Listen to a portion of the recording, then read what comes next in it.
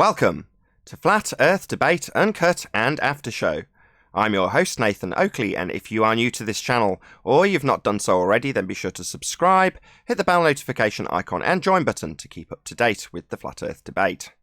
If you would like to support the channel, there is a super chat that runs alongside each of these shows while they premiere, and there's also a PayPal, Patreon and crypto link in the info box below the video. Speaking of Patreon, I'm going to do a quick shout out to all of you who do support me on Patreon. So, a massive shout out of thanks and appreciation to Bose Nail, massive shout out to you, Justin Duso, Joseph Pizarro, Samson, Maris, Hairy Blade, Mobile Max 777, Neo the One, Lost Cat FE, Rob W, Open Minded, Reese Pound, Del West Watson, Mike, Muted, Dick Earth Skeptic, Chris Hillman, NA Literalist, Maria Neelands, Unbelievable Productions, Blue Ridge Ranger, Rob H, Nathan Thompson, The Real Gabster, Windrider, Liam Nedrick, Owen Jennisons, Abraham Mohammed, Dave Rakia Gafford, Naibai, Adrian Quintana, Skeptic 936, Life is Short, Fireball X, Felix Hung, Texas Mike, Edwin Johnson, Kirsten Smith, Alexander Main, David Wayne Foster, and Dank. So another massive thank you to all of you for supporting me on Patreon. I'll raise the mic on whoever is in Discord and G+, so you can enjoy their conversation while I set up for today's live show. Yeah, there was some guy on 24/7 last night. I think his claim was, because we see the moon the same from different parts of the world, it's impossible to be a flat Earth. What? Good morning. Morning, Ted. Yeah, that's just a stupid fallacy. Yeah, I think it's the Dave guy, Professor Dave, got something out about that. I've got a few problems with that. First, they're asserting it's a tangible object. And second, That's what we said. Yeah. Exactly what we said. You see, they're trying to play with the perspective. Oh, Right. Now they're trying to say, oh, because of perspective, it should get smaller. But they don't understand. If it's not tangible, how can you say it must get smaller? Well, not only smaller, they were saying if it was on a flat Earth and you're in this part of the world, someone's on that part of the world, they shouldn't see it the same. They would see it differently. I wish Elijah would come on so you could, because I caught the tail end of it. So I didn't get exactly what they were saying, but that's what Whitsitt was saying. He got him to agree that if the Earth is not, if the moon is not tangible, then you can't say that. I don't know if you've done this before. Take a photo of the moon on a piece of paper and just stick it on your ceiling. And just walk around the room looking at the ceiling of it. You'll see that it rotates like you see in observation. It shows more that it's a flat disk than an actual rock.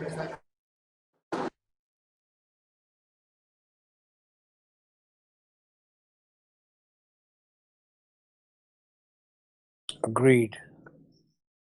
A couple of things. Unless there's a claim being made by you that the moon proves something in regards to something you're suggesting, then it's just a straw man they're holding up, creating an argument to attack. It wouldn't do this on a flat plane. Who's claiming it would do anything to prove anything? If no one's claiming anything of the sort, then why are they debunking something we don't claim? Oh, because they need to offer up their model in false dichotomy.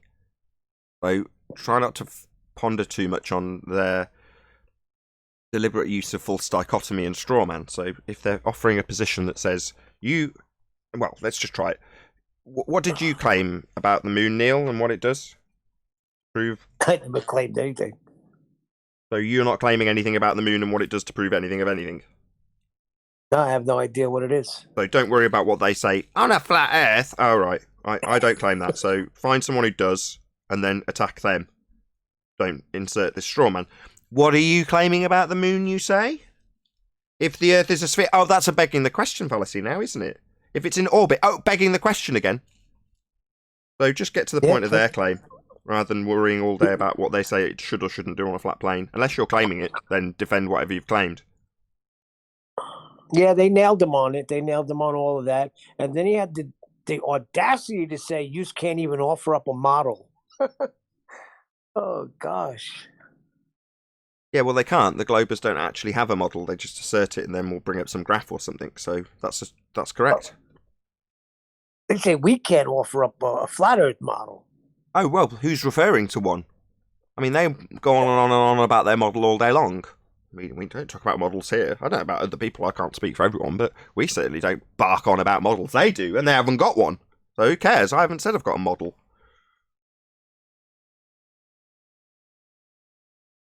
That's what I said. I'm getting educated here, man.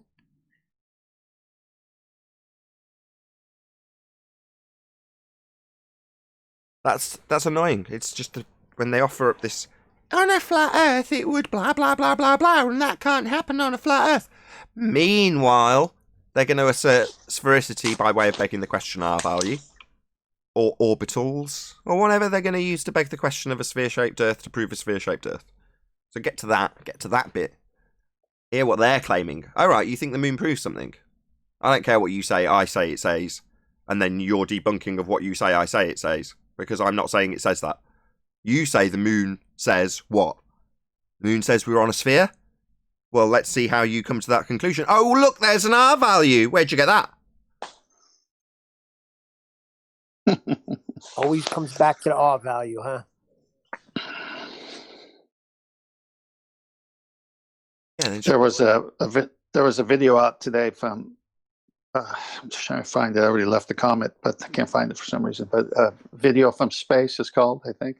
Video from Space is a channel, and so they're showing this system in the universe and how it's these bright flashes, and then so I'm watching it, and it's just CGI. But the title of the YouTube channel is Video from Space.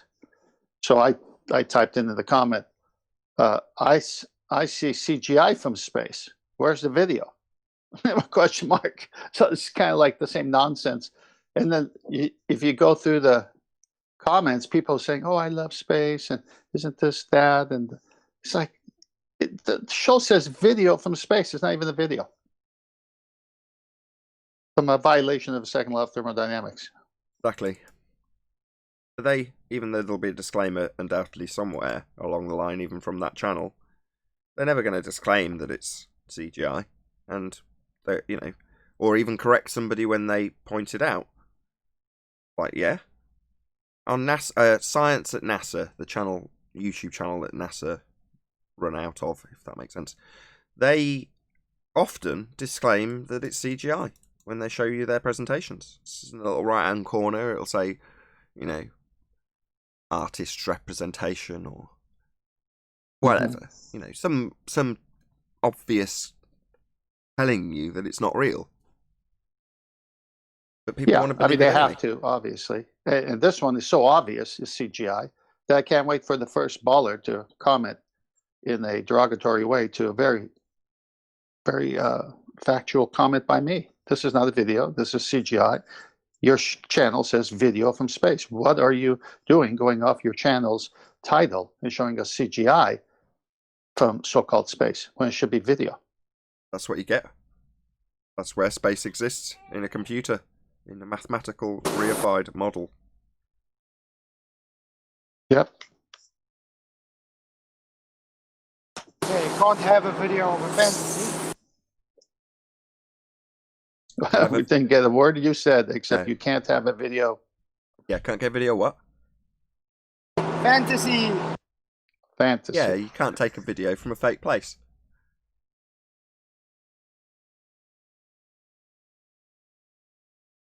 Can I ask a question? Can. Do you normally mute in Discord these days? Mean? Yeah, because you're on mute in Discord. Oh, am I? Yeah. Not intentionally. Okay. That's that. Yeah, I'm unmuted now. As is everyone else in there.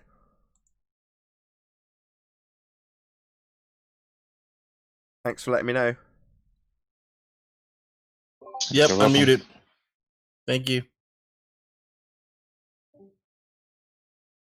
Oh, I do know why. That's because I did Ballbusters, didn't I? on Saturday. So I run things slightly differently when I do Ballbusters because I'm not running the show, it's QE's show, so there's very little for me to do, and I'll just mute locally in Discord if I remember.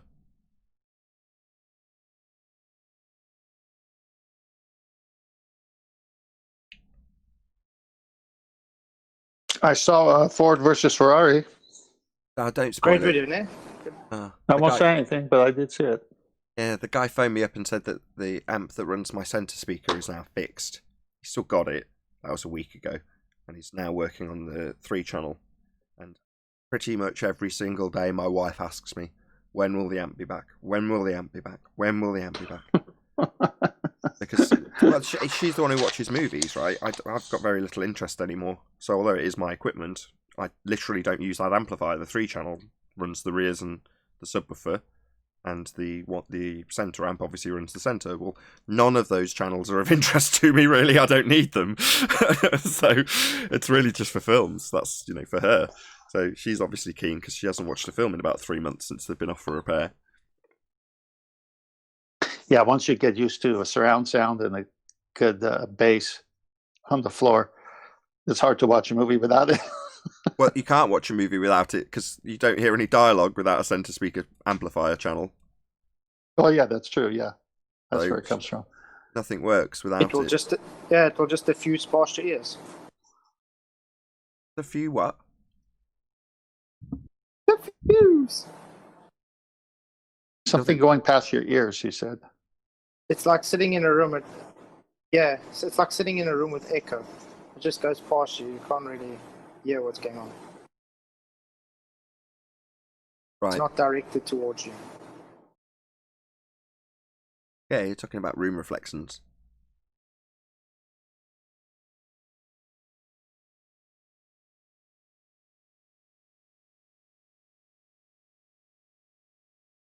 Yeah, that's all I'm concerned about at the moment. The last little bit of room treatment. It always seems to be the last little bit of room treatment. There's always something else. Yeah, there will always be something else. That's for sure. So what you gonna do, Nathan, when your wife goes and rearranges your Your panels? your panels there to watch TVs? Well, she won't. Obviously I've discussed what I'm going to put in here, and there's limitations based on aesthetics that she won't let me do. So, for example, she won't let me dress the corners. Like, no, it'll make the room smaller. So I'm going, okay, so I just have to deal with that. That's where she's drawn the line. Fair enough. It's her lounge too. My studio, her lounge. But Talking about the sound, talking about the sound editing panel you made with the CDs and Blu-rays. yeah. What if she wants to watch something and she pulls it out? No, they're all on the computer, so they were all stuffed under the bed in plastic bags anyway, all the DVDs and Blu-rays. The only exception is the high-def discs we haven't actually put on the computer yet, mainly because I want to keep the hard drive space and they're massive. So the 4K ones, I actually, I'll play them on a machine, but the rest of it is all already on the computer. So there's it's just, it's just garnish. But she wants to keep it looking like a bookcase, so it doesn't actually look like a studio. If that was replaced, which is what I wanted to do, I'd just get rid of that bookcase and put a diffuser there, and that would be the end of it. But no, she wants to keep some furniture in here, which is fair enough.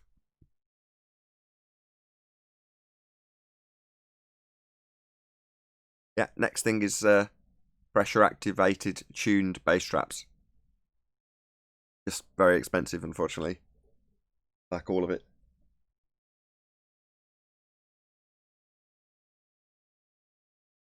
I tend to make a proper full video, so that the one I did with the diffuser is almost a bit tongue-in-cheek. It's a bit of a joke. I mean, it does actually work, believe it or not. But by the same token, it's made of plastic. It's not, it's only one step up from just having the DVDs in the shelf, which they were, just a bit, bit more arranged. But it doesn't. It's not really. It's just a bit of a joke. But by the same token, it's just a way of showing the room off, really, and just showing what's been done in a 2-minute video.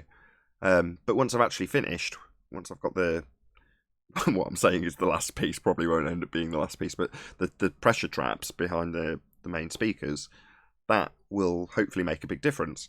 And once I've got those, I'll actually make a video about all of the treatment, because as I've watched literally thousands upon thousands of hours on YouTube of people talking about this equipment or acoustic treatment, a lot of them, 70% in fact, maybe even more, haven't got the vaguest clue what they're on about.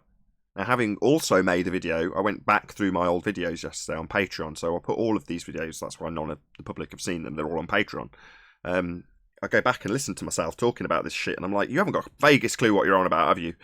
You're just sort of skirting the very surface of the topic and sort of parroting stuff that you've got from 70% of the people who don't know what they're talking about, and I'm just repeating it, which is so often the case with a lot of things. But as you dig into it more and more and more and learn how you actually find out what you need to know and where to find it, there's really, really well laid out graphs and data that you can get that's got measurements that's been done in labs. So you go, right, well, I've got really great lab data for all of the things that I can purchase, and it's, published, and you can calculate it, you can figure it out. And it's like acoustics is such an old art that there's nothing new under the sun. There's a bit of dark art to it. There's a lot of charlatans out there, but by the same token, there's so much that's well established in it that there's people out there they can tell you how your room will behave without measuring it in or even putting a microphone in it. They can just, they can say what's your dimensions roughly, and they can get within a couple of decibels of each peak and trough that you've got in your frequency response. Amazing. And they've got these on free calculators that you can go online and just use. Amazing. I can't think of any other an industry where they just offer up all of their know-how online for free, willingly and openly. Here you go. And nobody listens to them. Everyone argues with them and tells them they're wrong, and they're just like, here's my free, totally valid, backed up with data information. And people go, no. Don't know about that. I bet if they charge them, they believe. Well, it's more that... How long we got? We should be warming up for flat Earth discussions here. We're talking about hi-fi, but I love it, so I'm not going to stop. In that industry, there's people who want to save gear, like electronics, and I was one of them. Now, when I was working with electronics, I went in and talked about equipment and studio treatment, but it never really sunk in the relevance to me in a house. It always just was segregated into that's what they do in the studio. Yes, it's all acoustically treated. It looks very nice. It sounds very good, but that's not for me in a home. Why would it be? Well, of course it would be. It's exactly the same principle. Why wouldn't it be? But obviously, your manufacturer or the one I was working for, they don't want to sell. They don't want the customer to know about acoustic treatment. They want them to buy more gear. You want it to sound better. Oh, you need my better amplifier for that. That's what they want. Not you need to acoustically treat your room and spend thousands on that rather than with me. I have a Bose theater system that's. I don't know what year it is, but it's not anything new. But it came with a headset and a test protocol as you put your rear speakers and all the speakers in the places within the room that you put it in. And then it runs you through a test, and through the headset tells you how to configure it. So they even offered something like that with that system. Yeah, EQ. It's very limited in what you can do unless the room's actually treated. You can't correct a room mode if there's a wave that won't fit in the room. So let's say only half the wave will fit in. So let's say you're in a 10-foot room and the wave is 20 foot long, which is like, 80 hertz, I guess, just for whatever numbers. Well, it's going to bounce off the wall halfway through its waveform, and when it comes back the other way, it's the opposite side of the wave. So it becomes either, depending on your seating position, constructive. If you sit where they meet, then you get nothing. If you sit where they're both on top of each other, then you get a doubling of the sound. Well, you can't correct that with EQ. What's it going to do? Pile in a load more energy? Well, it's just going to bounce off the wall more in that half wavelength and then increase that mode or increase that dip. So what are you going to do with EQ? But yeah, it's just one of those things I've only recently learned. How do you fix sound not doing that in, say, someone's spare bedroom if they want to make that their TV room? Would you get a less powerful system? The power doesn't make any difference. No, not at all. So you treat it. I mean, nobody would do this for a bedroom. People just don't care.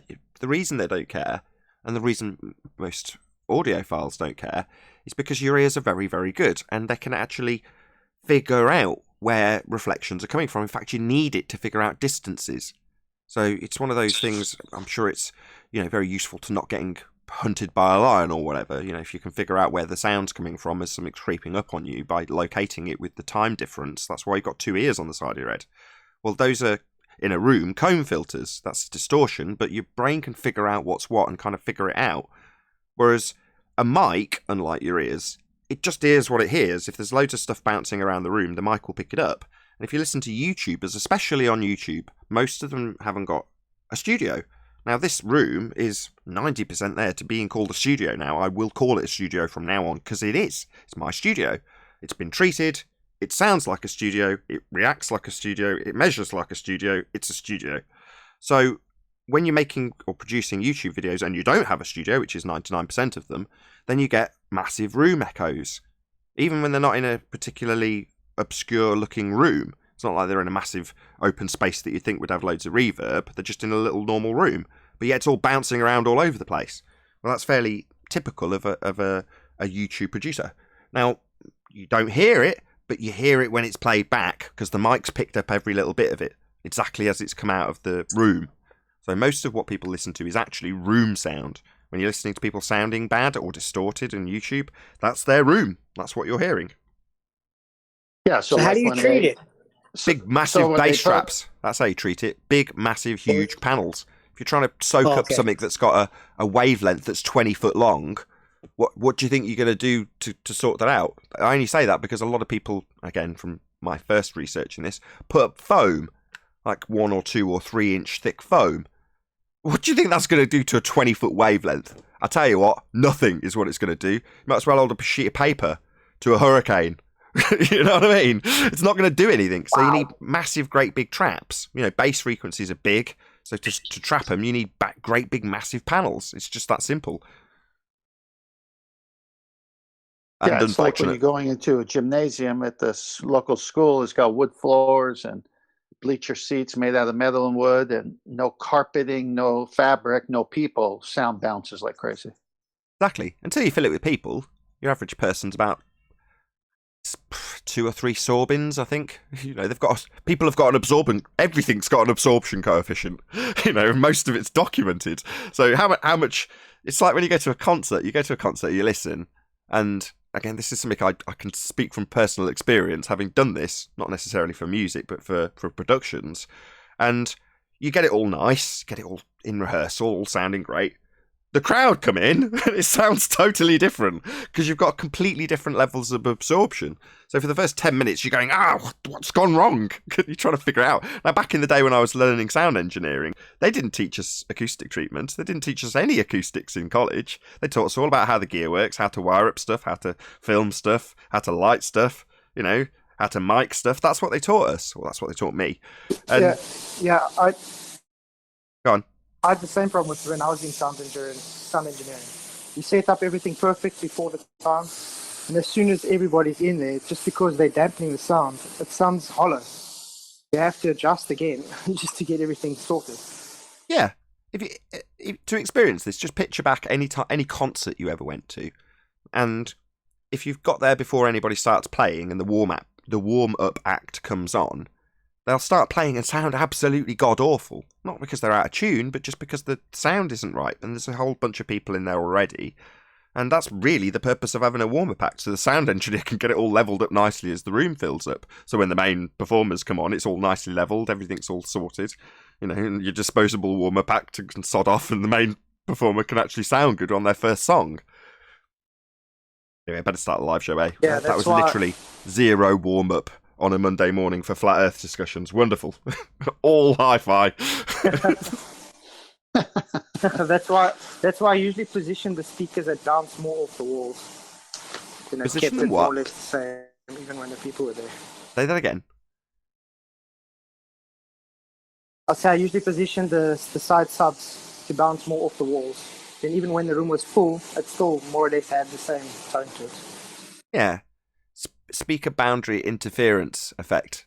So yeah, if you're in a corner, you'll actually pressurize the room modes. In other words, what I've just described in terms of getting the peaks and nulls out of the stuff bouncing around the room, well, if you put the subs in the corners, you're going to pressurize it even more. You're going to set off those room modes and get boosts in amplitude at various frequencies because you're setting off the room more. Well, if you just want a lot of pressure, regardless of the frequency, it's just a mush of bass coming out to be loud, then that's the best way to do it. If you want it to actually sound good, then no, you definitely don't put them in the corners. You get them as far away from them as possible. But most of the time, people just want more bass.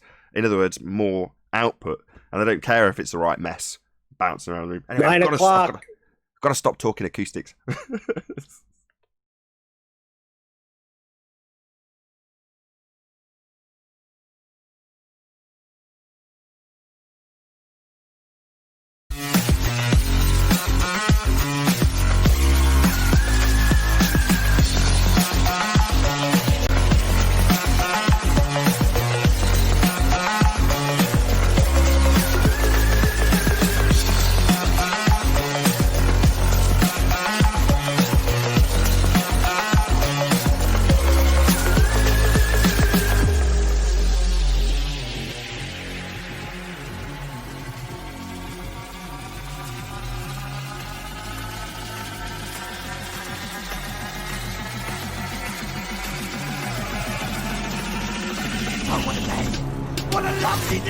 Welcome to Flat Earth Debate Live. I'm your host, Nathan Oakley, and if you are new to this channel, or you've not done so already, then be sure to subscribe, hit the bell notification icon and join button if you'd like to become a Nathan Oakley 1980 channel member and keep up to date with the Flat Earth Debate. If you would like to support the channel, there is a super chat that runs alongside each of these shows while they are live. There's also a PayPal, Patreon, and crypto link in the info box below the video. Most importantly, if you'd like to join the discussion, simply mute the page you are currently watching, then click the link in the info box below this video to join the panel and express your views on the nature of Earth. If you do join, please don't swear. If you do, you'll be ejected, and if you are, please don't try to rejoin the stream using sock accounts. You'll be warmly welcome back on the next stream. Please also share the show on social media. Sharing the show obviously increases the live audience, but this in turn increases the chances of a more diverse panel. So please share the show on Facebook and Twitter. One last time, if you're new to the channel or you've not done so already, then be sure to subscribe, hit the bell notification icon and join button to keep up to date with the Flat Earth Debate. Now we are joined by Flatsoid, Neil, 10th Man, and a whole bunch of people in Discord. So welcome one and all, and shout out immediately to the Flat Fellow for the super chat. Really appreciate your support. Welcome one and all. Hey. Ciao. Ooh, good morning. Ciao, Bella. Morning. Any evidence of a physical geometric sphere edge horizon, formerly known as Earth curvature? Not from 3 or 4 sorbins. Sorbins is a coefficient measurement of sound absorption. No? No evidence of Earth curve? That'll be a no. This is my bad, right? So, for those of you just obviously tuning in live as we've only just started, the pre-show was spent talking about coefficients and sound absorption rather than warming up the show for a good flat Earth discussion. So it's my fault. I'm really sorry. We will get there. I'll warm them up in the housekeeping. Any evidence of axial rotation? Go on. This will be sound related. I can tell. But sound acoustics is part of the flat Earth. It's part of my show. And as I'm a YouTuber, first and foremost, I'm going to tell my audience about my experience treating my studio. Other than that, it's not at all related to flat Earth. You could say that diffusion is an entropic effect. So if diffusing sound, no, let's not. Any evidence of axial rotation of the Earth-based variety? No 15 degrees observed of the Earth-based variety movement. You wouldn't expect to see it either, so definitely not. Hang on.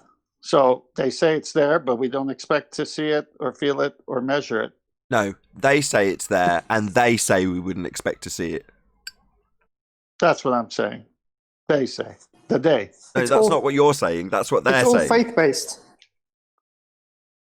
Okay, let's start that again. Put it in context, Nathan. They are saying we should see Earth turning underneath at a rate of 15 degrees an hour, and as we turn underneath, we observe this thing called Coriolis effect. That would be things that have a path that's actual, but that path isn't what you observe. You observe a not actual path because you're turning underneath. They claim, that's Globe Believers claim, Earth turns underneath, stuff not attached, to cause 15 degrees an hour deflection. They also tell us that we wouldn't expect to see any drift. So they simultaneously tell us we should see drift, and we wouldn't expect to see drift. We have no claims that require reference frames at all, as flat earthers. They claim we should, and we should not expect to see drift. Hey, Arwen. Yeah. Hey, Arwen. Hello. Yeah, so they're saying there's movement, but no drift. No, the movement you observe is a not actual movement, and that is the drift. But they also tell us we shouldn't see that drift. That drift at 15 degrees now that Earth would give us if it was turning underneath, they tell us we wouldn't expect to see that. Because, obviously, we're claiming it. I mean, we're not, they are, but they tell us we wouldn't expect to see the thing they claim. As weird as that is. Yeah, but Neil deGrasse Tyson said the football did it, and they're arguing with their own high priest. Yes, that's correct. The globe Earth claim, the rhetoric for a globe, is that Earth turns underneath, things not attached, at 15 degrees an hour. Of course, the cause of that deflection observed from the ground, called Coriolis effect, is Earth turning underneath stuff that's not attached, which would mean Earth was turning underneath this aeroplane. So from the ground, merely an effect of it seeming to curve when it isn't. But for the plane, it would shorten flight times when travelling west. Charlotte, North Carolina, travelling to LA would take an hour and a half instead of 4.5 hours, because Earth would be turning underneath, as per their claim, of a 15 degrees an hour drift observable from the ground. That means Earth is turning underneath planes then. And it isn't. When we say Earth isn't turning underneath planes, they tell us we wouldn't expect to see drift. So they simultaneously tell us we have 15 degrees an hour drift, and we wouldn't expect to see it.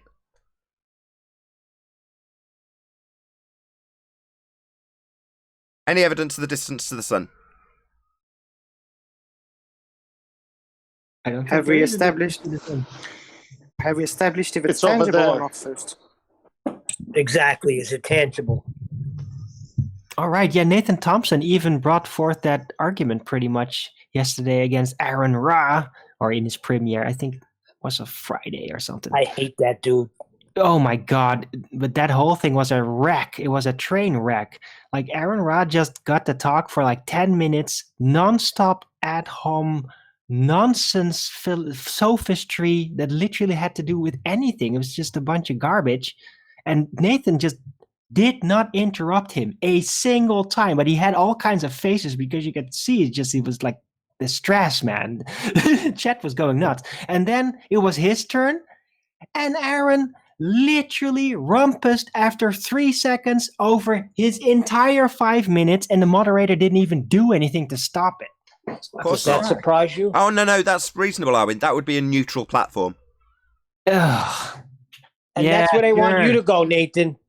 Yeah, and then Aaron Ra left, and then the moderator basically took up his point. He started to defend the globe. It's just like, what? Of course. You're Because neutral? that's a neutral. Really? That's how a neutral platform should be. You know, neutral in favour of the globe. Yeah, sure. And that's why they want you to go to one of those, Nathan. Of course, because it's Yeah. neutral, and they can talk over every single claim I make. And obviously, it would be unreasonable for me to interrupt them even a single time when they spurt bullshit for 99% of their talk. That's totally unreasonable.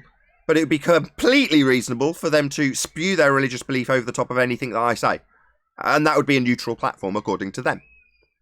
Well, I don't think that's really neutral. I think you should rather call it intellectually neutralized. I think that would be a better way to say it. Who's this Aaron Ra? He's a demon. He looks like... You ever seen Big Trouble in Little China? Oh, that's an old movie, isn't it?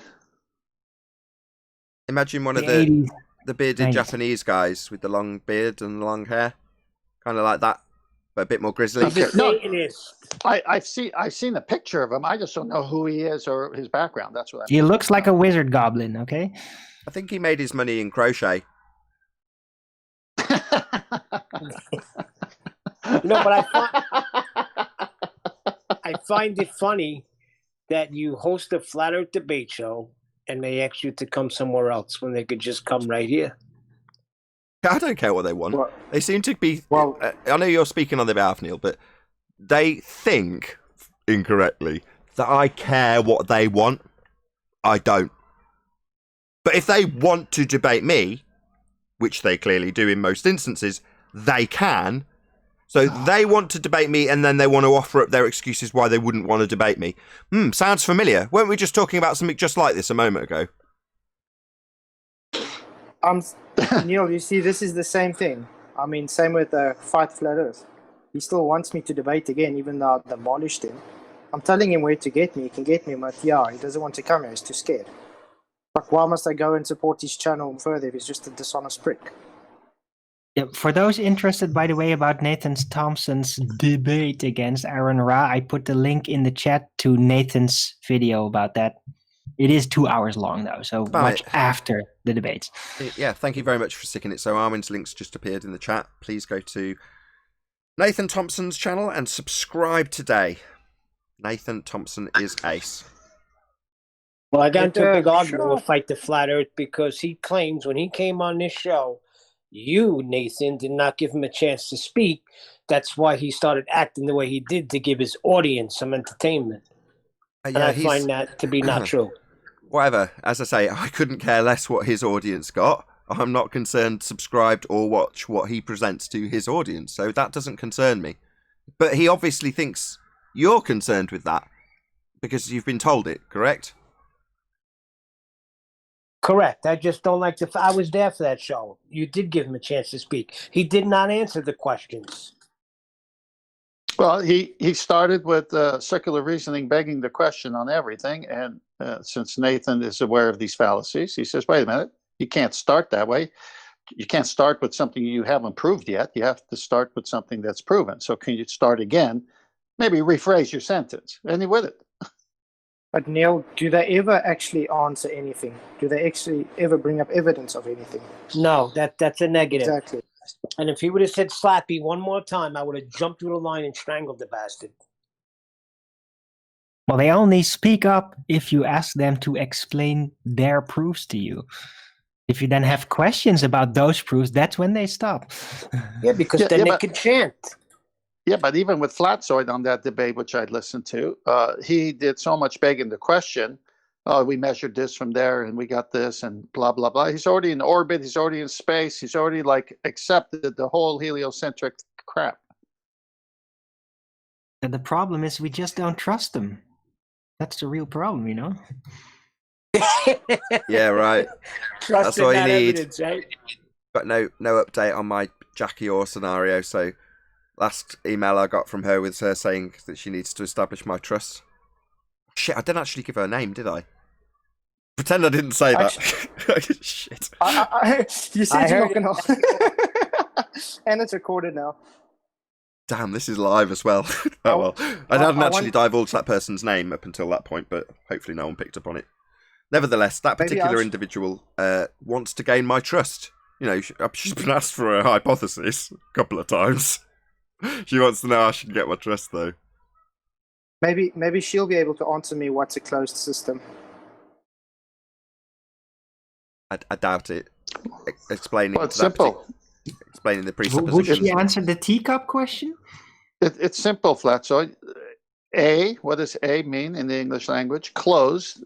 Closed has a definition, and a system has a definition. So it's pretty simple what a closed system is. So it has an actual boundary that doesn't let matter in or out. We might as well have that Yeah, it's housekeeping. closed. We might as well have that housekeeping question. Any evidence that you can have gas pressure without a container? No. No. You Otherwise can't have gas without a container. How about that? It's not Yeah, even, you gas. can't have gas. There's no Yeah. gas without a container. Yeah, that's correct. Okay, if they assert the universe is an isolated system, and we are an open system inside that isolated system, entropy would increase and we would not have any gas pressure. Full stop. Yeah, as Arwin says, you wouldn't have gas at all. How would you have gas at all to have gas pressure? So you could say gas and the pressure it creates. You've got to have gas to have the pressure it creates. Therefore, you can't have gas without a container. Arwin's more concise version is still strictly true. Yeah, but I don't Flatzoid, understand. Every Flatzoid. demonstration that they do, they start with a container. Of course. Every demonstration. Of course. Go on, Arwin. Flatzoid, they'd say your full stop means something else other than full stop. Yeah, they would debate the semantics of punctuation. You're right. Did you have something to add to that, Arwin, or was that it? Well, just that every experiment ever performed in the world always starts with a container, the one you're in. It's that simple. Every related Every experiment. experiment ever performed was in a Wow, container. that's deep. Yeah. Moving on. Any evidence of the distance to the sun? What is it? I don't know. I don't know. There's just Can we do this one? It's over appearances, there. apparent distance. That's it. No actual. It just moves with you. So if things move with you, do they then have actual positions? Do you have any demonstration out there of objects that move with you without moving that are objects? No. It's like the horizon. Right now, and I can't even look directly at it. It's so powerful. Arwin's describing a non-Coriolis force, and he's trying to weasel this double speak into some sort of coherent sentence. But no, Arwin. No, you got me all wrong. I'm trying to say it's just that physical objects have these logical physical laws tied into them, how you even recognize them. And yeah, the sun, the most blatant, bright, apparent thing up there, you can't pinpoint it into an exact location. And there is no object that I know in the world that does that. I got one. Go on. It's similar to the apparent horizon. It's where the sky seems to meet the sea, and the closer you get to it, the further it keeps going. Well, it's apparent. That's interesting. Well, it's comparable because it has a not actual location. Both have a not actual. That's all apparent means. So yes, the horizon is by definition apparent, and so is the sun. So it has an apparent location. So by contrast, or by comparison, it would be, I get what you're saying. If I may respond, I think Tantan actually made a really good point comparing it to the horizon. Why? Because in my holographic conception of how do we see it, what are we seeing, I've always said it's at the edge of our vision. Well, since then, I figured out optics better and realized that there effectively is an edge of vision. Where is this? It's where the atmosphere, the preponderance of it just blurs up the light, reaching your eye so much that everything becomes a color soup and you cannot distinguish anything anymore, no matter how the size.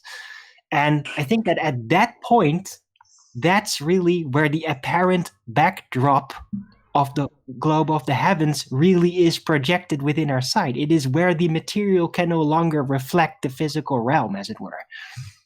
How do you know it's not a reflective object? He doesn't. He's just speculating, but fine. He did say that. How does this work with diffraction then? Well, this is diffraction. That's what he's describing. He's describing the diffraction limit, unless he's talking about weather. No, refraction limit. No, diffraction. Diffraction limit applies to objects on Earth. I'm talking about celestials here. Oh, okay. Well, no, I can't really apply that then, can I? Because I don't know if they're physical or not. No, I was talking about the refraction limit. I don't even know if that's an official terminology, but that's my description of the ultimate limit to sight because of the preponderance of air clarity, eventually making light unable to continue in a consistent fashion. Yeah, you're convoluting two different things. You're mixing up two different things. Yes. Well, I'm trying not to. The refraction limit, the blur up of sight, and the diffraction limit, what causes the bottom-up obstruction effect and, perspective. No. The diffraction limit isn't always anything disappearing from bottom up. That's not what the diffraction limit is. It's the interference point. It's the point where you can't resolve 2 pixels. So it would become 1 pixel and blur. Well, that could be a distant building where you can't distinguish the bricks anymore. It just looks like a blob with a roof that's roughly roof-shaped. But can you distinguish any of the bricks in the building? No, not at the distance, because they're beyond... The detail is beyond the diffraction limit. 2 pixels become 1, you can no longer distinguish the detail. Now, based on your angle of view into the distance, there is an overall diffraction limit. That would be what you call the horizon, if you've got a clear enough day. So you still have all of the other effects that can bring the horizon closer when you're describing the diffraction limit. So when Life is Short went through this, because originally I was just like, well, that's just what the horizon is. It's just the diffraction limit. No, it isn't. And he gave an example that was done by Red Pill Philosophy. And he said this is probably the closest example you'll get where Red Pill Philosophy, saying, look, it's so flat you can see it all. And Life is Short was quick to say, well, no, there is a diffraction limit. But because it's so clear and there's so little difference between air and water temperature, that you can see a crystal clear image and actually see the point where things are diffracting, rather than the horizon, in this example, being closer because of interference and stuff just blurring up because you can't see the crap through the crap in the air. So in that example, he could actually qualify where the diffraction, it was miles away. It's when at the point where everyone's saying, look, there's nothing in the way. Well, yeah, but you still got stuff disappearing into the distance, right? That's never going to go away. But it's only calculable on the crystal clear days because it's the last thing that will limit your view. Yeah, good explanation. I've experienced that here in Southern California and I never, until coming to the show, realized it's because of these factors like the air temperature, the water temperature being closer together.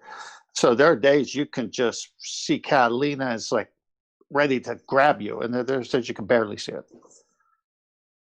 Sure, but the most crystal clear image is still limited by the aperture, and that is giving you your diffraction limit. Now that might be the resolution, i.e. how clear things are, the brick being able to be distinguished in the building, as opposed to it disappearing against the deck because of the limited angle. Now, they're both the same effect, but you can induce it much quicker against the deck because you limit the angle sooner. That simple. That doesn't mean that things in the distance will reach and breach the angular resolution limit before the horizon. Absolutely. You can't see a human hair beyond about 6 foot. Well, why can't you? Well, because it's beyond the diffraction limit. Your resolution isn't high enough to see the hair. Is it on the horizon? No, it could be on a table in front of you and still disappear about 6 foot away. That's still the angular resolution limit. 2 pixels becoming 1 pixel, becoming a blur that you can't distinguish anymore. In other words, lack of resolution. So is that where we get the phrase, your hair off on your calculations? No. At that point? No. That's a mathematical qualification. It should be. Sounds good. Yeah, that's a mathematical qualifier. Anyway, let's move on. Any evidence of a self-perpetuating molten iron core at the centre of a presupposed spherical Earth? No, it's begging the question. Absolutely not.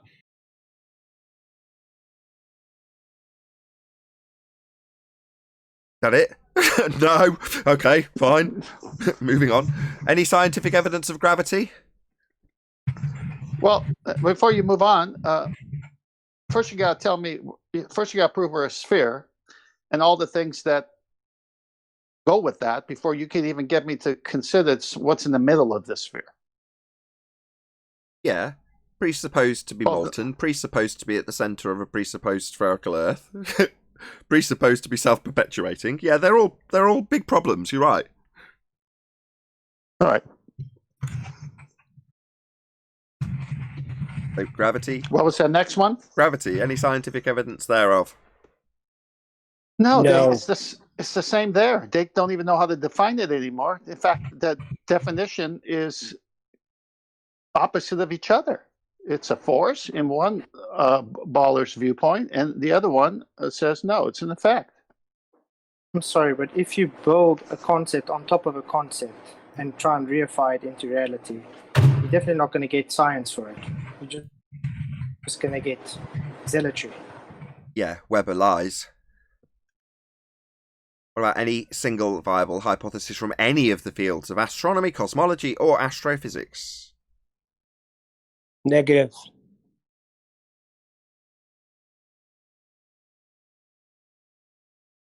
QE turns up later.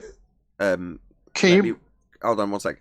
If QE turns up later, remind me to run Father of a Stolen Child's hypothesis by him. It came up vaguely towards the end of one of the shows, but I did promise him I'd actually run it by QE if he's next time he's here. So if someone can remind me if it does pop in towards the end of the show. That's if he's not grumpus. He was all right on Saturday. All right. Well, he had the weekend to shop for food. If you could give us a contrast, Nathan, between an actual hypothesis in the scientific method where someone is putting out what they think is the possible cause of what they're observing in nature versus the one within the fields you described, and what's the difference? Well, we'll start with the latter. So, creating a mathematical idea of how things work will leave you 10 to the minus whatever it is off, and isn't science, it isn't validating cause. So the just so stories and mathematics that come from the fields as above will always be lacking scientific validity. So what is scientific validity, to answer the first part of your question? Well, step one, observe natural phenomena. That would be something occurring that hasn't been created by man. In nature, a phenomenon, something happening, to study. So you see something occurring, you come across a hot spring with boiling water in it, and you want to know what caused that. What is the cause of that to happen? Then you have to formulate a hypothesis. That would be to assume what causes it. That would be your independent variable, the thing which you will not only have as your presumed cause, it also must be real and must be capable of variation by you, the researcher. So that's your DV and IV covered. That's your hypothesis basically done. Dependent variable, boiling water.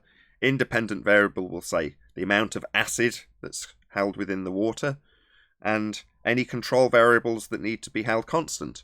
So we'll hold the atmospheric pressure constant by doing this at sea level, and then you formulate the null, which is to say, if A, that would be acid content in my hypothesis, not B, not boiling water. So you've got two sides to the hypothesis. If A, then B. That would be called an alternative hypothesis. In my example, if acid content, then boiling water. And a null. If acid content, not boiling water. So at the end of the hypothesis construction, you can go forward to actually validate precisely that. Now, I'm not going to go into the experiment detailing what you need to do, because that's not what we're asking for. All we're asking for from those fields, astronomy, cosmology, and astrophysics, is a valid hypothesis. Doesn't have to be validated, just valid to begin with. My hypothesis in this example, if we didn't already know the cause of boiling water, would be valid. That would be to say that if I went through to experiment, one or other of those things would be proven. Either acid content causes the boiling water, or acid content does not cause the boiling water. One or other will be proven true. Null or alternative upon experiment. Was there anything else you wanted? Well, it seems like after that clear definition of the whole thing, that the first thing you said is, you said you're going to start from where they go. So they start with mathematics, a concept, versus something actually happening in nature. That's the disqualifier. Yeah. Well, that's it then. Impossible. Yeah, so it's like me starting with a hypothesis and mistakenly asserting it as a validated cause of the effect. So in this example, if I say, right, well, I've got a hypothesis, and that's the explanation. The hypothesis is the explanation. Forget about the null. I'm only going to formulate the alternative, and that would be to say that acid causes water to boil. Now I'm going to give you the maths. I'm going to show how it divides into it. And therefore, qualifying it with numbers as the cause. And if they work out on paper, that means it's valid, right? Well, no, not until you actually vary the amount of acid content in the water to see if it boils or not. And after the fact, if you establish that it does cause it to boil, so you add acid and it does boil, then you can say how much acid, at what rate, but the quantitative effect is irrelevant if you don't know the qualitative effect that it does actually cause it. So in this example, if I did go through an experiment, I'd add acid and it wouldn't boil. Well, that would be a bit of a problem. On the other hand, let's say, go on. Well, yeah, let me give you two examples. Just play along with this a little bit more. So I look up to the night sky. I say, wow, I see a star or stars. And then I get my P900 or telescope and I see a little bit better. That's one example. And I would say that's I'm doing that on this earth, looking up in the sky, and that's just what I observe. It looks natural. It seems natural. And then the other one is I look up, and then I start making mathematical equations beyond that point that I can't verify, and then going to those mathematical equations to describe reality, which I haven't been able to verify through the scientific method. Is that good enough there? Close enough. Quick shout out to Al Junkie, who says heliocentric model greater than anagram. I think it just means is an anagram. Okay, let's try that again. Heliocentric model is an anagram for lone comedic Hitler. Shout out to Pete Shea. Thank you for the super chat, Al Junkie.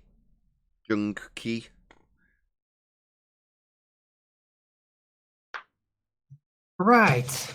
So, guys, just great. I'm pissed off. None of your fault, though.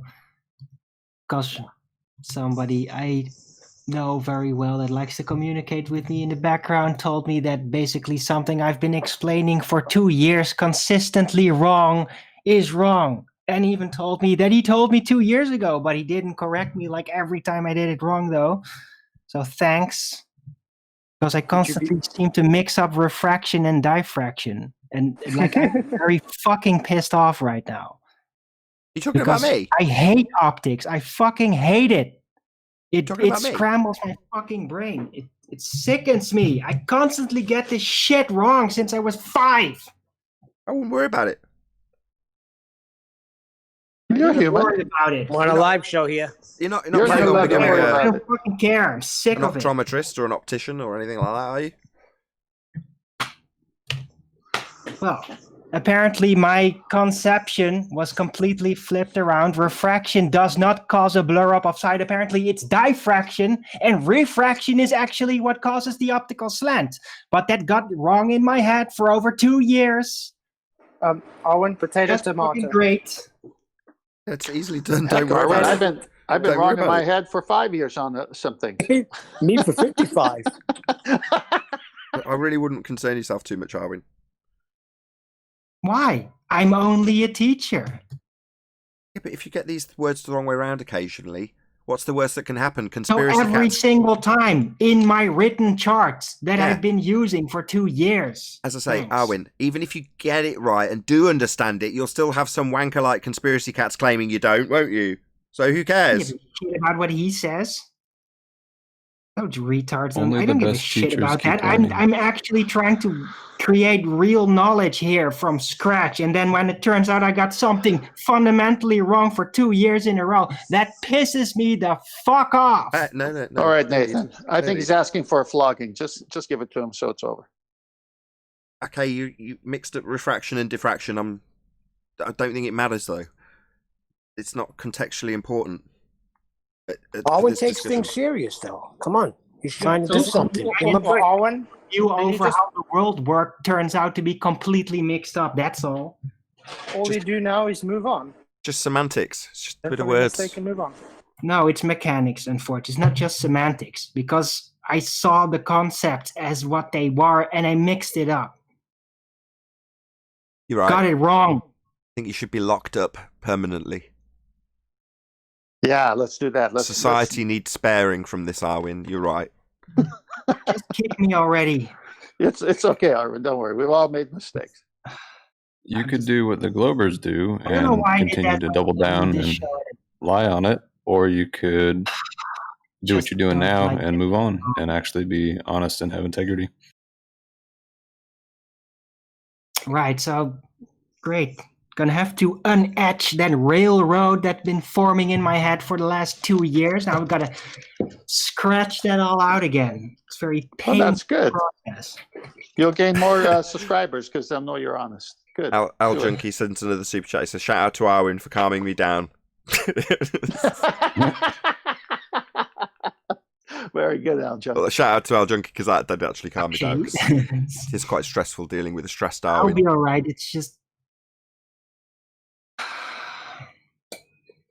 You've got a contagion with your stress, Arwin. It seems to permeate everybody. Well, the optical slant is caused by refraction. The line of sight limit is caused by diffraction, apparently.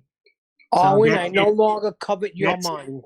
Now I just have to etch that in the right order in my mind now for like the next 5 years. Okie dokie. Good to hear. Getting lots of comments from the chat telling you to keep your blood pressure down. I keep thinking of that phrase, I see, said the blind man.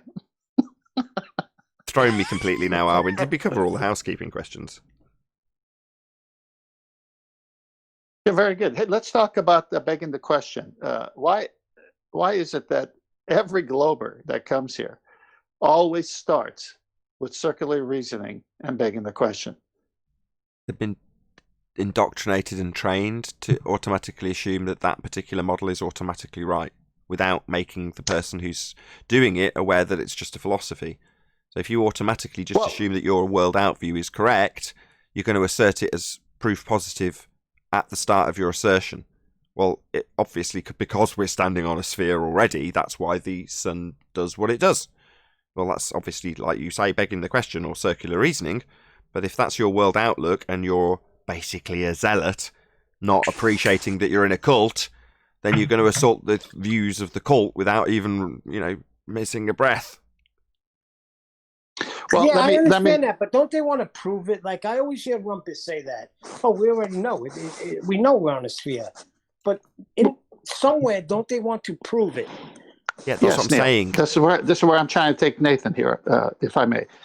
So in sales, because, I've been in sales, and Nathan, you've been in sales. So in sales, when you meet a customer who's doesn't like salespeople or doesn't like anything being sold to him, he's under the impression that he can just go walk in and buy things, and that's the only way he wants to buy things.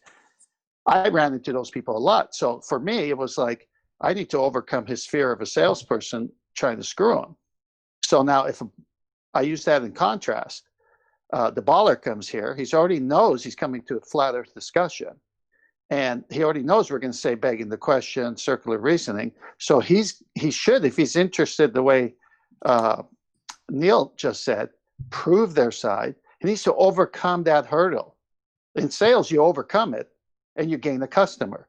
Ballers come here, they can't overcome it and they keep losing. That's the contrast I'm trying to make. No, they try to overcome themselves.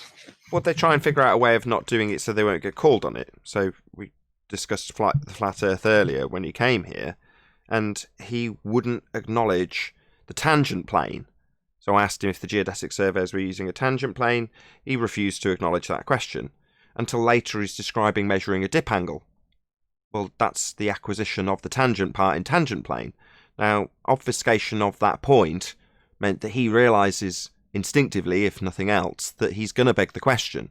And when it's asked, are you going to be begging the question with the tangent plane, better to avoid the question, and then later claim that you didn't get an opportunity to talk, even though you've been asked a direct question about whether or not you're going to beg the question, and you've ignored it and avoided it. Now, moving on, later down the line, there is going to be a point where you're going to justify your mathematical begging the question fallacy by utilising a horizon that's physical as a tangent point, which is precisely what he did. Well, that's a cognitive problem that they're going to try to avoid by debating tactics rather than actually having a winning side. Well, we're on the winning side. Earth is obviously and observably flat. We do have a horizon that's a vanishing point. It's not a sphere edge. They, on that side of the globe belief, that is, will acknowledge that. Quite openly and willingly now. They can't not. We've debunked it as a sphere edge. But that's going to leave them in a position where they have to beg the question and want to avoid it as a debating tactic rather than because they've got some winning thing up their sleeve. I gave up on that 5 years ago. There's not going to be something magical come to fruition for the globers. We're not on a globe. It's just a philosophy. Shout out to Flat Earth Data. Take 1.22 shots of whiskey, Arwin. Reference to No thanks. Let me just point out the relevance. So it's obviously reference. It's reference to the diffraction limit 1.22. It's also a reference to the geometric horizon at 1.22 square root of the observer's height. So you've got a juxtaposition between a mathematical calculation that you used to calculate the diffraction limit.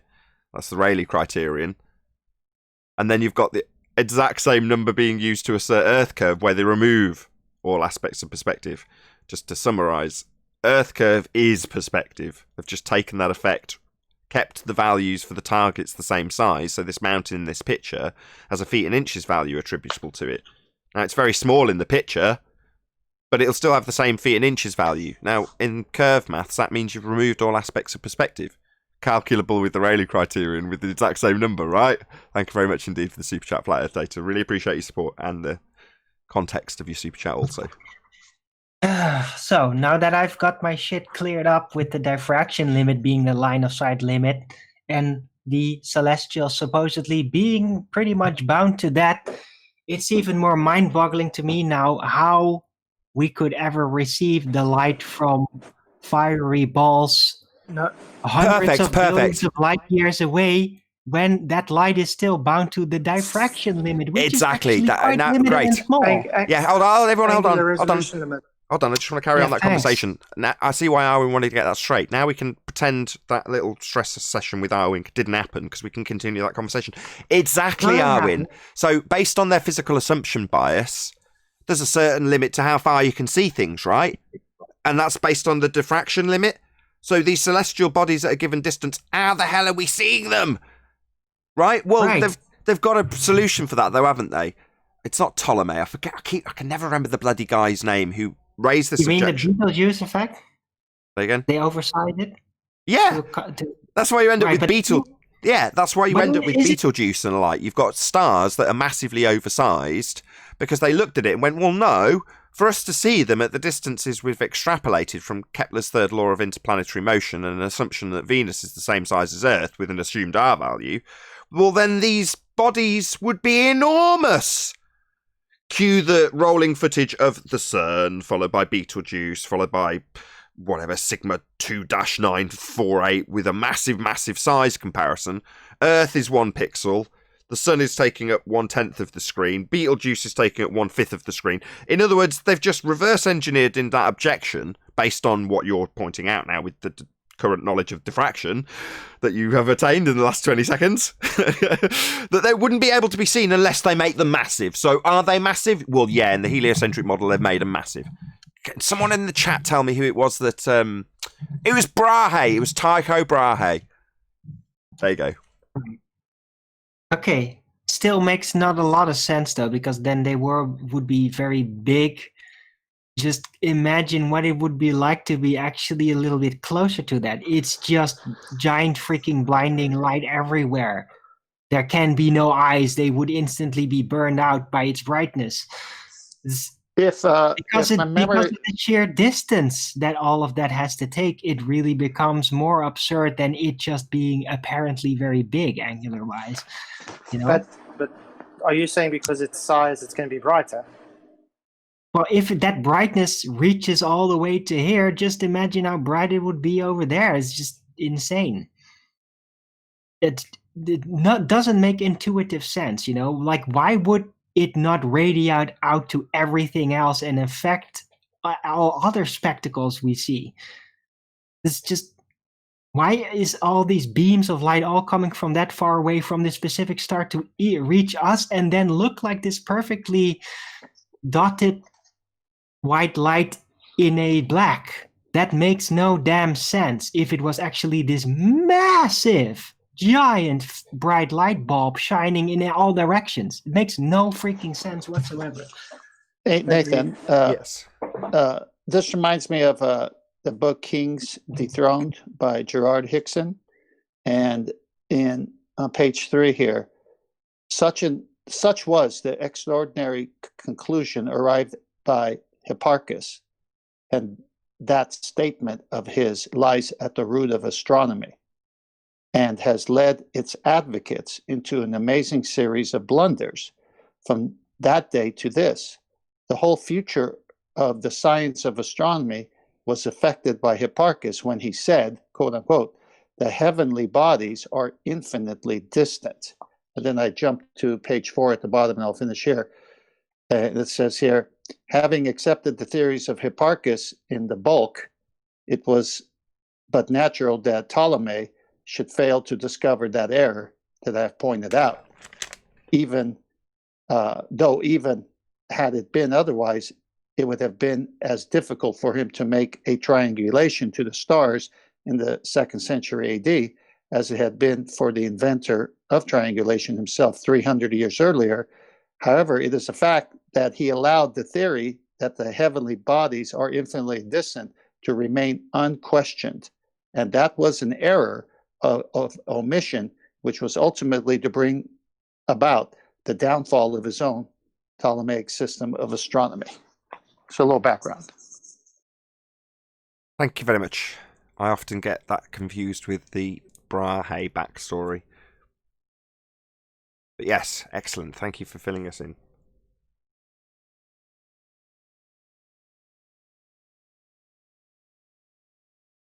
I asked my kid, my eldest, now she's a bit more verbally competent. I ask her, I'm like, what do you think the sun is? She says, I don't know.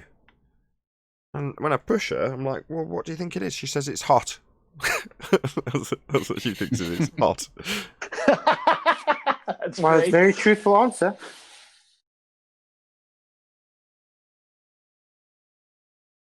I just love that. I know what it is. It's something amazing that God made. Yeah. It's just nice to Well, hear a kid I say can it. tell you one thing. Go on. I can tell you one thing. It never came from a violation of the law of thermodynamics from a Big Bang. No, it's not a burning ball of gas in a sky vacuum, that's for damn sure. That's for sure. And I can tell you another thing. It's the one thing we can measure 15-degree movement every hour is the sun. Indeed. Of course, that's claimed to be because Earth's turning underneath at 15 degrees an hour, i.e. that's a Coriolis claim.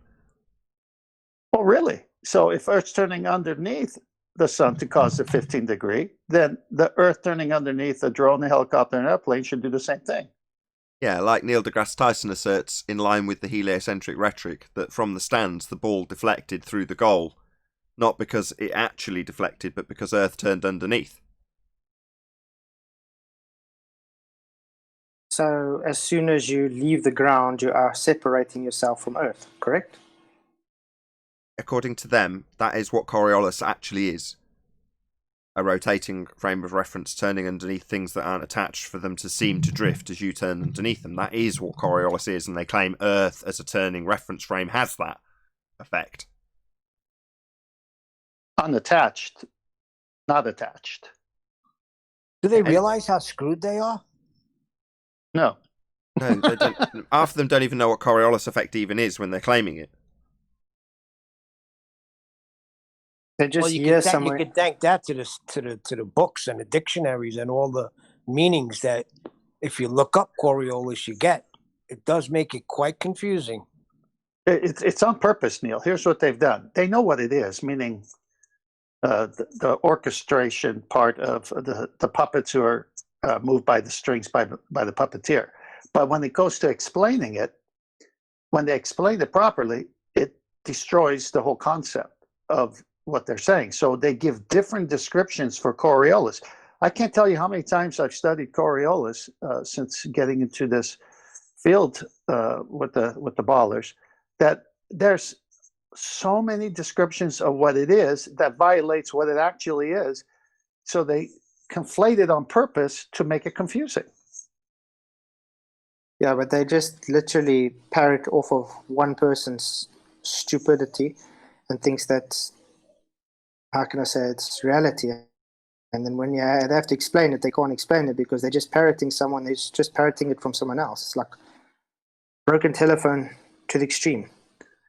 Yeah, but when QE says, what is the causes? What's the cause of Coriolis?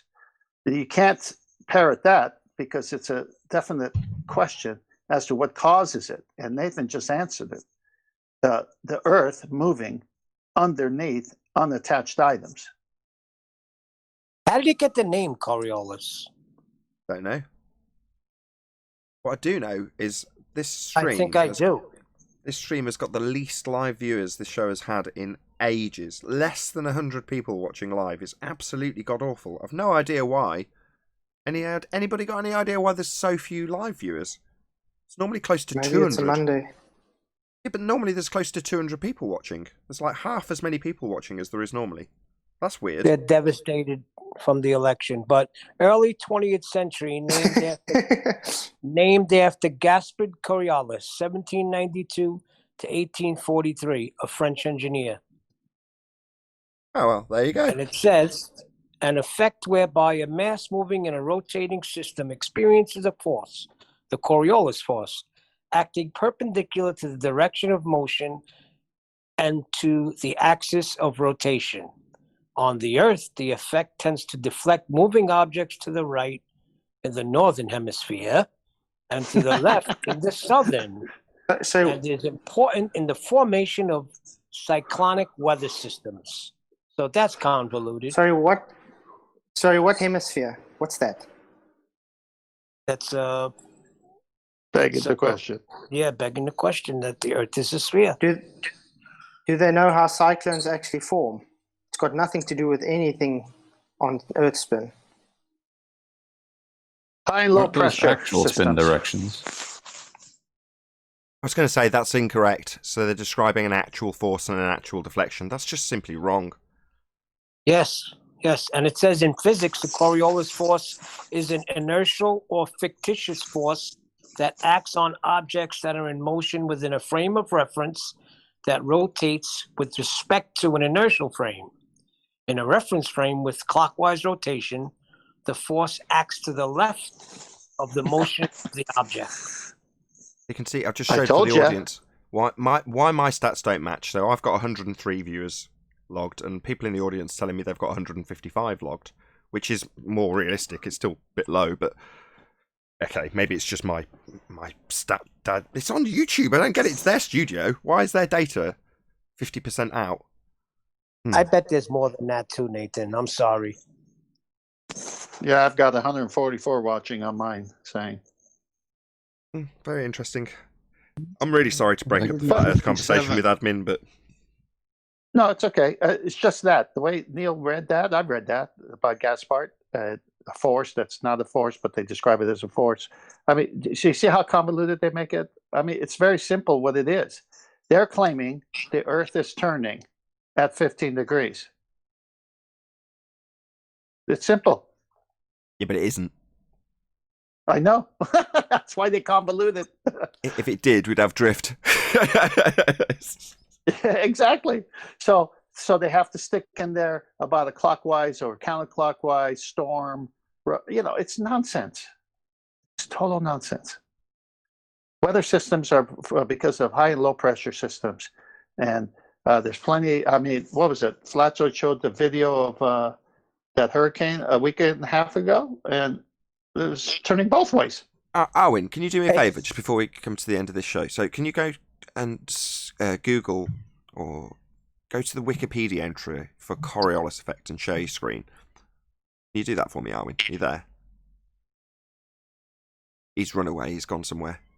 Is anybody Let me read capable- this quick thing for you. The Coriolis effect says that anytime you're rotating, whether it's on a playground toy or your home planet, objects moving in a straight line will appear to curve. Yeah, that's correct. So that's correct. That one. Yeah. So half of them are wrong. Go to the Met Office and they'll describe how the actual force of Coriolis makes the rotation of the hurricane. Well, that's wrong. It's a not actual deflection only appearing to happen because you turn underneath. So the second description you gave is accurate. The first was not. But that's what you get. So what I was going to get Arwin to do if he was around, he's obviously disappeared, was bring up the Coriolis effect. Do this yourself. Type in... Hold on, Arwin. Type in Coriolis effect and bring up what comes up on Wiki. Now, it's a tale of two descriptions. On the left-hand side of Wiki, you've got a 10-paragraph minimum description with double-speak contradictions throughout. On the right-hand side of Wiki, you've got a GIF with two sentences describing a ball travelling straight but being observed on a roundabout, turning underneath and seeming to curve. It gives the description in about two sentences. Arwin's done it. He was there. My bad, Arwin. I was bad-mouthing you. So, right. Here we go. Stop. Perfect. So, what you've got is The left-hand side being a convoluted cluster screw of nonsense. Do you want to just scroll down a little bit, Arwin, to show how much nonsense there is? It's endless. Keep scrolling, keep scrolling. It's just endless nonsense. Keep going. There we go. Right, now go back up to the top and just go to the right-hand side. So just click on the GIF if you would, Arwin. Scroll back up to the top. I was muted, sorry. I was saying, like, this is only, in my estimation, like 1/8 or 1/7 up until history. So everything I scrolled through is just 1/8. Okay. Yeah. I appreciate there's a lot more, but I just need to make my point, Arwin. Can you just see the GIF on the right-hand side? If you click it, it'll pop it out. Perfect. Now this... Can you click on the ... so it makes it longer? The ... Yeah, at the bottom of the more details. In big blue. Oh. Whoa, right. This? Oh, it's made it smaller. Okay. I can zoom in. No, I need the text underneath. Don't worry about it, Arwin. Sorry. Let me just, before... Arwin, please stop jumping around. Just stop on one thing, please. Thank you. Okay. Right. This GIF describes Coriolis effect. So on the top, you have got the view from the inertial reference frame. Now, that is the actual trajectory of this projectile. That is a straight line. That is the actual path. Now, underneath that ball, if it's a ball, we have a roundabout turning. Now, if you are sat on the roundabout watching the ball, you are observing the ball from the second picture, the one underneath. So that turning reference frame is the non-inertial turning reference frame. And that gives you an apparent curved path of a ball that's travelling straight. I don't know if you can go back once, Arwin, and just read out precisely what it says under the GIF in the first bit of Wiki. So if you just read out what it says underneath it. There you go. Scroll down. There we go. Perfect. If you can just read those. There. If you can read that for me. Right. In the initial frame of reference, upper part of the picture, the black ball moves in a straight line. However, the observer, red dot, who is standing in the rotating non-inertial frame of reference, lower part of the picture, sees the object as following a curved path due to the Coriolis and centrifugal forces present in this frame. Perfect. So that 2-sentence description is Coriolis effect. That is it. That's the... Oh, what's going on? Is that you, Arwin, or Neil? Is that Not you? me. Neil? Yeah, that's me. I'm sorry. This is Coriolis effect. The right-hand side, those 2 sentences or however many sentences, that is it. That is the sum total of Coriolis effect. You observing something seem to curve because you're turning underneath. All of the rest of the nonsense contradicts itself with actual forces causing things to actually have a curved path and hurricanes moving in different southern and northern hemispheres that are assumed. All wrong. And that's what you get on Wiki. But this part of Wiki is just an actual description of you turning underneath something, watching it seem to drift.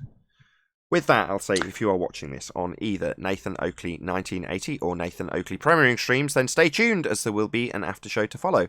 Unfortunately, if you are watching this live, this is where we bid you farewell. A huge, massive, enormous thank you to all of you who smashed the super chat, liked, commented, shared, subscribed, and all that good stuff. Be sure to check out nathanoakley.com and the Flat Earth Debate Forum to keep up to date with the community debate. I've been Nathan Oakley. Stay tuned if you're watching on a premiering stream, and I'll see you all in the next video.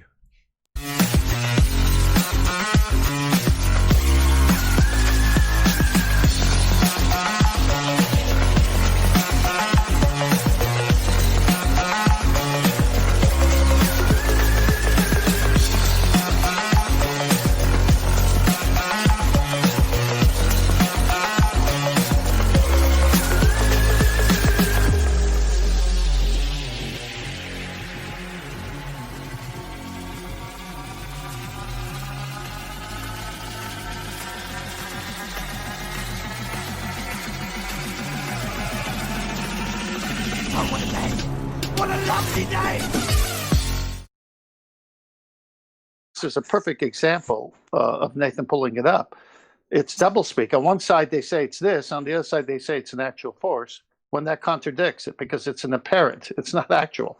Well, it seems like they've split it up and now made an Coriolis effect perception.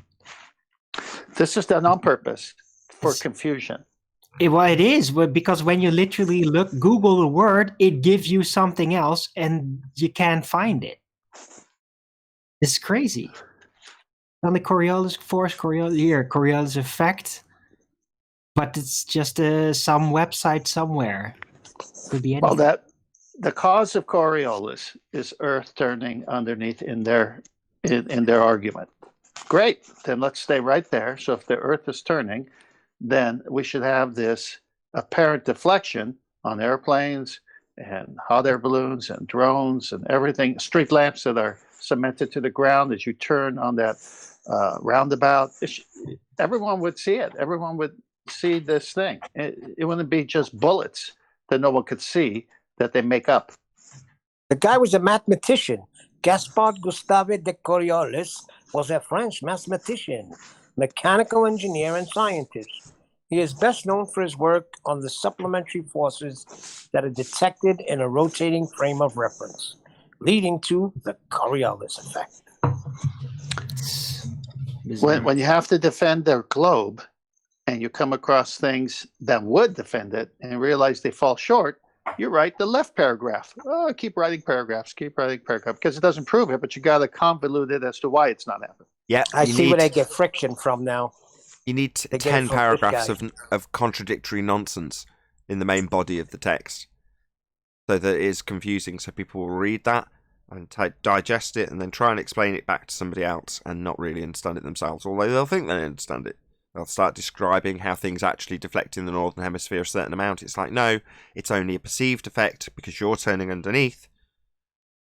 But most people don't understand it because of exactly that. The endless paragraphs of nonsense doublespeak versus the right-hand paragraph with a GIF describing it in 3 sentences or 2 sentences. Exactly. I remember debating this with someone, and he says, and he was not, he shoots guns with me at times, and he says, well, the bullet proves it. I go, what does the bullet prove? Well, you got to account for Coriolis. I go, well, what is Coriolis? I just broke it down. I kept breaking it down. I said, oh, okay, so it only works on bullets. It's got an affinity for bullets, but nothing else. Well, listen to this. It says about this guy that he was the first to apply the term travel, translated as work, for the transfer of energy by a force acting through a distance.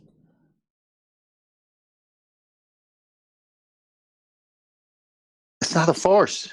It's an apparent deflection. I don't think he's talking in reference to Coriolis specifically. He's just giving us a little history lesson. No, not in that area. They're just showing you some of the other things he's done. Yeah, I was going to say, he's just giving us a brief bit of history about Coriolis himself.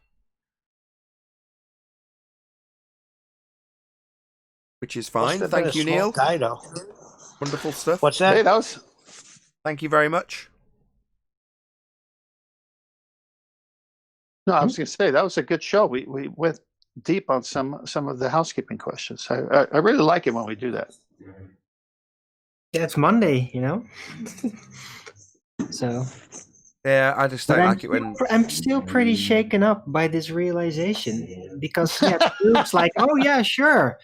But I've been saying it exactly like this for like 2 years straight. And okay. Hold on. What's that realization that Trump's not the president anymore? What? Is Trump not the president anymore? No, diffraction and Let me get refraction. Let me get it right. Trump's been a single termer. Was he only in one term? Yes, and we got it wrong. Also, George Bush Sr. only had one term. So I think 92 was the last time that it was a one-term president. It wasn't Carter. Oh, okay. So I got it completely wrong. I'm wrong. Yeah, I was wrong. Did you see the picture I put in Master B, the Biden boat show? How dare a British person not know American? It's not that I'm ageist, but how old is Biden? He's younger than Trump. I'll give you a call from Scarface. He's 1,003 years old. Probably a dinosaur. Anyway, that's enough God of said, that. "Let there be light." He flipped on the switch. So is that seriously why? I wasn't even. I hate it when there's like a discrepancy on my admin side of things. I even showed the audience, showed them that the numbers weren't matching up. Well, that's just annoys me. And my mind's now framed that there's less people watching, and there probably wasn't. Maybe a little bit less, and maybe that is because people are depressed about losing Trump as their puppeteer or whatever you call him. Well, I saw 176 watching you as you ended the show. Which is about right, about normal. A bit lower than normal, but that's about right. So when I'm looking at 90 on my numbers, I'm like, less than 100 people watching, that's dire. What was the highest you've had, Nathan? On my side? Yes. The highest number it showed me was 106. No, I mean, in any He of means your ever. shows. He means Ever. 320 something? No, I remember when there used to be 300 when I was watching from YouTube. Yeah, then Corona hit. Boy, they're still pushing this fake pandemic nonsense. Now they're going to mandate mask wearing in every state. He's going to push the governors to mandate the mask as soon as you walk out your door. Wait a minute. The election's not over. It's over, Tent. It's not over. He's got too much. He's got to hurdle 4 states. The fix was Neil. Sorry, Neil. What are you talking about? What's going on? Let it play out, Neil. Let what play out? I thought it was already done. Is Neil giving me false information? No. I think there's a double false information and a double play out. That's just my opinion, of course. Neil, Nathan, if the average deaths of 80,000 people from the flu every year shrinks down to 8 this year, there's something wrong. Who cares? Why are we discussing this? Oh, I'm sorry. To do with the elections, though. I forgot. Yeah, it does. That's how they got the mail-in ballots in. But dude, you know what happens when things are already caught like that? It's gonna be resolved. If they're caught like way after, they're already caught. So this is all basically a charade. This cannot actually function. What am I worried about? Nathan, you went over this with me the other day. Author, play, and I had it, and then I got sucked right back in. Yeah, Al Pacino line right there. I accidentally called Trump the puppeteer. I meant to say puppet, by the way, just in case anybody was. It doesn't matter. Whoever's there has strings attached. They all do, man. It's all a show. It's all a show. All actors, all a show. I got Nathan, something. are you aware that Trump has not conceded the presidency yet? I don't think these guys told you properly. No, of course I know that. No, yeah. I just heard that Hold on. actually advised him to concede. Someone actually concerned with me being informed about this. Go on, SC Montreal. If I'm going to know, I might as well know properly. Please inform me properly. Yeah, Trump hasn't given up the presidency yet. He wants to take it to court, is the bottom line. Yeah, we know that. There's this whole thing on the internet that it was a sting operation set up by Trump and intelligent agents that they have to tell me what it's about. Who cares? Everything is. It's a My bunch of sentiments bull exactly, crap. but Who cares? Is SE Montreal here? He is. That's who was just telling me. I did actually ask him specifically to tell me because I was just getting vague ideas and notions that I don't really care about either way. I'm But I might as supposed well to know remind that. you something for John. Yeah, don't worry about that. SE Montreal. Did SE Montreal show you his skateboard paradox yet? No. Skateboard paradox? That sounds interesting. Yeah, the friggin' balls to the wall, man. I love it. Have them do it. What about Hold on. Mother of a Stolen Hold Child on, Neil. or something? Hold on, Neil. Floor's all yours, SC Montreal. Go ahead. If you can give me 2 minutes, I'm not in my computer. I'll tell you in a couple of minutes. Yeah, no worries. While I've got you, QE, Father of a Stolen Child presented something that Adam Meakin had formerly run past you in terms of a formulated hypothesis with aperture size versus No, I already went through this on Discord. I already told him. Can you fill in my audience? Yeah, I told. Why didn't Father of a Stolen Child tell you what I told him? I haven't spoken to him yet. Yeah, I told him it's too squirrely. It's self-evident. It's not a hypothesis. Self-evident. Not incorrect. Yeah, it's too squirrely. Man. I don't want to go through it again, man. Have Father of Stolen Child come on when he comes on next. Present the hypothesis and tell him why I said it was too squirrely and not a hypothesis. Okay, I'll ask him. Well, I last time I'd spoken to him, he just asked me to run it by you, and obviously that's happened in the meantime. So fine, now I'm up to date. Yeah, happened on 24/7. We went through it for about 45 minutes, over and over and over again. Yeah. Try again. So that's why your balls are twisted. No, I'm just tired. But what we got is bored flat earthers. Go get yourself a girl, mate. I think you're right. No need. Father of a Stolen Child's really nice. Don't be like that. No, not him. He's got a bunch of kids. Not just him personally. It's just the lot of them. Maybe you're projecting that. Especially Lemonbird. No, I don't think he's projecting. I Maybe know exactly what he's saying. Projecting, and I'm just reporting it to you. No, I don't think he's projecting. I think he's detailing precisely what's going on. Often people want to, start figuring out the causes or debunking straw men or whatever, just because they're bored. QE, you steal that? the 8-0. Yeah, sure, of course. Hey, by playing with it, you master it. What are we talking about now? Did you play? That's what she said. I said QE, Hey, steal you the can 8-0. take it at either ways of interpretation. She said that as well, did she? I'm sure she did. Give me 2. I'll be back in 2 minutes. Trying to tell him his football team is 8-0. I'm sure she said I that would as be well. happy. Go on, Neil. His Steelers are 8-0, his football team. I would be happy if the Giants were 8-0. Why did I clear the airwaves for this? So we're waiting on QE and SE Montreal then.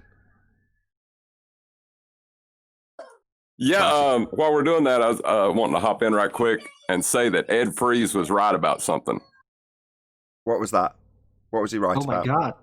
Even a stopped clock. Yeah, he said there's no horizon on a flat Earth, which is right. That's true. The horizon's, in your eye. It's in the camera. So there isn't a horizon on flat Earth. It's in your eye. See one now in this picture. Yeah, it's in the there's camera, no it's in the geometric horizon on a flat Earth. Yeah, that would accurate. be the correct statement. Yeah, right. that's. Did you hear what Owen just said? Yeah, I know what Ed Freeze meant, but I just thought that was funny. Yeah, if this picture that's on screen for my audience now had the Earth curve removed, well, the only thing that's going to get in the way of anything on this side of this curve is the Earth curve itself. So if you remove this and then you've just substituted it in for a straight line, well then there's nothing ever getting in the way. So there's no horizon in a geometric representation in orthographic view on a flat Earth. That's why they assert that you could see forever on a flat Earth. Because in their maths you could. Because the only thing getting in the way is Earth curve. Forget perspective. This is before AC Montreal does his skateboard thing. On that picture there, you see that kind of orthographic view just about on everything that they want to show. And they always have a straight line, which is the key, because the straight line, even though it's slanted, is, if you turn it around and put it to the viewer's eye, it's going to be horizontal. So the reality of this picture is none of that exists, but this is how they condition people. So when you're standing on top of that presupposed drawing of a globe and you're looking straight out, you're not looking down with that dip angle at all. You're just looking straight out. But they take that straight look and slant it down and fool people into thinking this is how you live life. It's such a joke. Indeed. Life in Muppet Vision. So now the dust has Well, settled a little bit, broken curves or father of a stolen child, can you explain why your hypothesis isn't valid? Well, QE said it was self-evident, but I'm going to have to beg to differ on it because 95% of the world doesn't believe it. You're not accepting. I'm not going through this again for the next 30 minutes. I fucking told you what the deal was explicitly. I'm not doing it again. Is SE Montreal around? Yep, I'm back. Do we want to do that, Nathan, or do we want yeah. to go down this train wreck for 45 minutes talking about horse shit?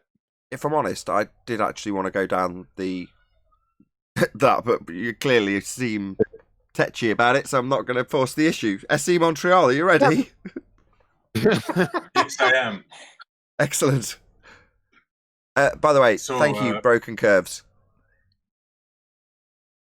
Yeah, so I came up with something to make fun of these guys. The Lake Pontchartrain skateboard paradox. So it goes something like this. Soundly has put the picture, and he's been busting our chops for how many years now with that bridge? About 3. So it dawned on me, okay, you want to play baseball? We'll play in your court. So you tell us now that this bridge is curved at the edge, right? I brought this up on Jose's. And I made sure I had asked the question first, and they all said, yes, there's an actual curve there. So I told them, okay then, if I get on a skateboard and I go right at the edge where the curve is, and we have a helicopter hovering on top, right? Just to film this, to make this official lake. And somebody gives me a little tug. Shouldn't I go down that hill there? Silence in the room. Then they started bringing out water from 100 different wells. It's the gravitational potential, blah, blah, blah. So that's basically the gist of it, Nathan. I see. Oh, how they twist. Can somebody put the picture up on this bridge of what he's talking about? No, I was I'd going to love ask. to I didn't want see to it. interrupt him in the middle of it, but yeah, I didn't have it up, unfortunately. Yeah, SE Montreal, you got to have the picture of the bridge up, dude. I know I wasn't prepared for this, bro. I just woke up. Without being, Yeah, I'm I like sprung you. it If I on you. don't have Sorry about breakfast, that. I ain't no good. I heard it. but I was rolling on the floor but their at the responses you got. but their explanation would be the same as their rather placid explanation for why rivers don't flow uphill, right? It's relative to your positions. Yeah. So they'd say that as you moved along their claim to be curve, in that image of the bridge where it curves, they'd say that no, if you move 2 centimeters further along that edge, you're then at the top of the sphere in that position rather than where you were formerly. So it's not like you've got an extra downward vector to account for. It's not like you'd have drop, for God's sake. Equidistant at every point to the centre of a sphere is what their reply should be based on their model. Am I wrong? Yeah, they don't live Yeah, on a but sphere. they came up with And it's that. not, you don't measure elevation ingenious from the one. center of the Hold earth. on, I This see. is all crap. Hold on. Go ahead, Kiwi. I said, yes. Well, it's not a sphere, number one. It's an elliptoid or an ellipsoid. Per Soundly, it's an elliptoid. You don't measure elevation from the center of the earth. You see, you're getting a whole bunch of stories convoluted out there, globetard goobers, right? So it's not no gravitational equipotential and shit. It's fucking stupid shit. Oh, that's a good one. And another thing, That's what take they said, Soundly's QE. picture. I'm not done yet. Take Soundly's picture. Globetard goobers. Take Soundly's picture, okay? And then draw the circle. You're going to draw the line from the closest part of the bridge to you, and you're going to continue the circle. Let me ask you a question. You live on planet Orleans Parish, you goobers. I mean, you people have got to be the biggest morons that ever walked the face of the world. So, Someone say right? Orleans Parish. I pay taxes there. You play. Dumbest people on the face of planet Orleans, to be more specific. Idiots. Rakia was on there when I was talking with them, and he posted the picture. Boy, did we have a laugh, eh, Rakia? Now, Hey, Dave, do They're you own a delusional. skateboard? Blue did say it was from the sea level, mean sea level, but he did reference the center of the Earth also. Yep, and George said it was gravitational potential, if you remember correctly. Did I hear someone say stop moving down the hill, George? You retard, because of gravitational potential. Really? Wow, they just make shit up. Really? Why don't you come on the show again and get your ass handed to you? Why don't you start shaving? I was just gonna say that. I don't want to see him shaving again. God, these people are scary stupid. I haven't heard that was scary. classic, Nathan, with the shaving. That Even wasn't my on the wife show. laughs at that one, bro. That wasn't on this show. That was on Ranty's show. Whatever. Yeah, That was it on was Ranty's? terrible. Oh, sorry. I thought it was on yours. My No, bad. no. That was... He was Shout on out to Ranty's... Ranty. He was on Ranty's show No, giving a no. presentation. I saw him No. and just It's been a phoned him. while. It's been a while, but you got it all wrong. Can't, It was. come on. It was the emergence shave.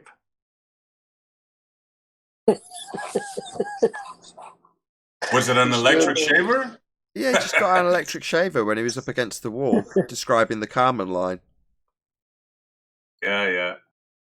That George must have been nerves. Did say that there would be a tangent line at the feet of two people on each shore, and the middle of the bridge water, the water underneath the middle of the bridge would be 28.8, or he said 28.4 meters above each edge of the shoreline. So he did agree to that. What? But even though there's drop, that there wouldn't be, you couldn't ride a skateboard down it. You can't ride a skateboard down drop. So level is curved. Yeah, level is definitely curved. Say Yeah, that's their whole point. Level is curved. You're just seeing that. Say That's the Earth's gravitational- curved, but level's curved. But you can't ride a skateboard down that. Say Because of Occasionally, gravitational there's a equipotential, man. special. You say gravitational equipotential. Was that the word I Yeah, heard? that's right. Equipotential. Is that a word? Yes. That's a new word. I like that. What Equipotential. does it mean? Well, it means equal What does it mean? potential in all. It means equal potential. That's correct. Isn't there not? It's Isn't location. that just another word Each for point. equilibrium then? No. Equal potential, right? That means level's curved. What? So if you've got two men pulling, hold on, let me just explain to Owen. If you've got two men pulling a rope, tug of war, and they're both balanced, then there's equipotential on both sides of the rope. Okay, I got it. Well, wouldn't that be an equilibrium of forces? It's in balance. Is that rope curved? I'm going to say no because the rope's still subject to entropy. So fuck you. Yes, of course. Yes, but it is in balance still. It's like the forces are in balance, or is this not about forces? No, nothing's ever in equilibrium. I'm just using that to shut you up. What? No, but like if it's balanced, then it's kind of in equilibrium, right? Like with Yes, relative it is. density, God, if the why? object is in medium with its surrounding, then Yes, it's in okay. I equilibrium. concede. It Then is it's kind of balanced. yes. It's kind of like equilibrium. Okay. What was it again? The word? Well, in this instance, it's there's a qualifier, so it's gravitational equipotential in this particular instance, which is what I like it because I gave a much more long-winded description of being at the center point, and it wouldn't affect you because you're then at the top of the sphere. Well, gravitational equipotential is the two words that summarize that exact description. Okay. So what Georgie was trying to say there, at that curve, at that particular moment, gravity decided to be equipotential potential and pull upwards the skateboard, make it equal. Like, la la la. Yeah, they say they say the same about the nose of a plane. When it's angled up, it's got gravitational equipotential, so technically it's down, even though it's really up. Yeah, I heard Blue say that you don't have to trim the plane, nothing when you put it on autopilot because gravity turns it around, it conforms it around the globe as you're flying. Exactly. So the plane's nose up for maximum efficiency and lift, but in reality, gravitational equipotential's pulling it around a drop that you couldn't skateboard down. Exactly, bro. Couldn't have said it better myself. But let me get this straight. Why do they need an autopilot? All they have to do is let gravity be the autopilot. Yeah, well, gravity. That's exactly what they say, 10th, but not the flying straight part, the curving part. Gravity does the curving part. Not that it looks straight, is straight, measures straight. All the instruments say it's going straight, and therefore they don't really concern themselves about it. It's actually they don't concern themselves about it because there's a magical force sorting out something they don't experience. That's what they say. Yeah, Exactly. That job falls to gravity, Nathan. Yeah. So level is curved, then curved is level, down is up, and up is down. These are these people. Gravity is the word they use when there's supposed to be something happening. In this case, drop. Right? If we're on a sphere, there's drop. Well, we don't experience the drop. Well, then they've got a magic word that they can employ in this instance that's gravity. And if you point out that it's not a force, they'll say, no, it's not a force, but you can think of it as a force. And so it goes on.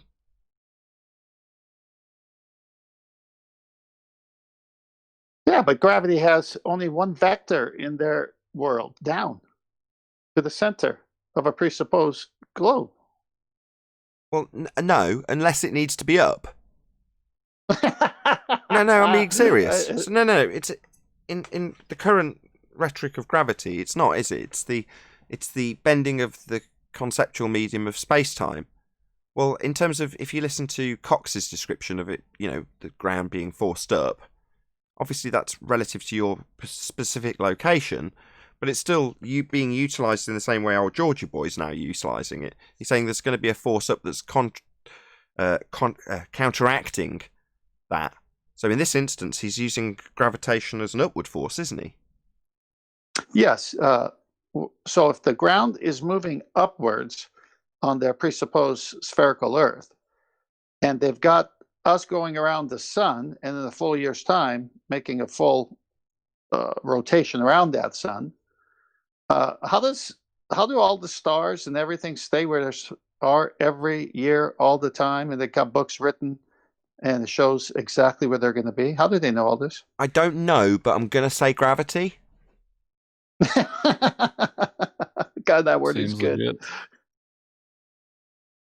That word is good. I can't wait for Thanksgiving dinner. I'll say, pass me some gravity, please.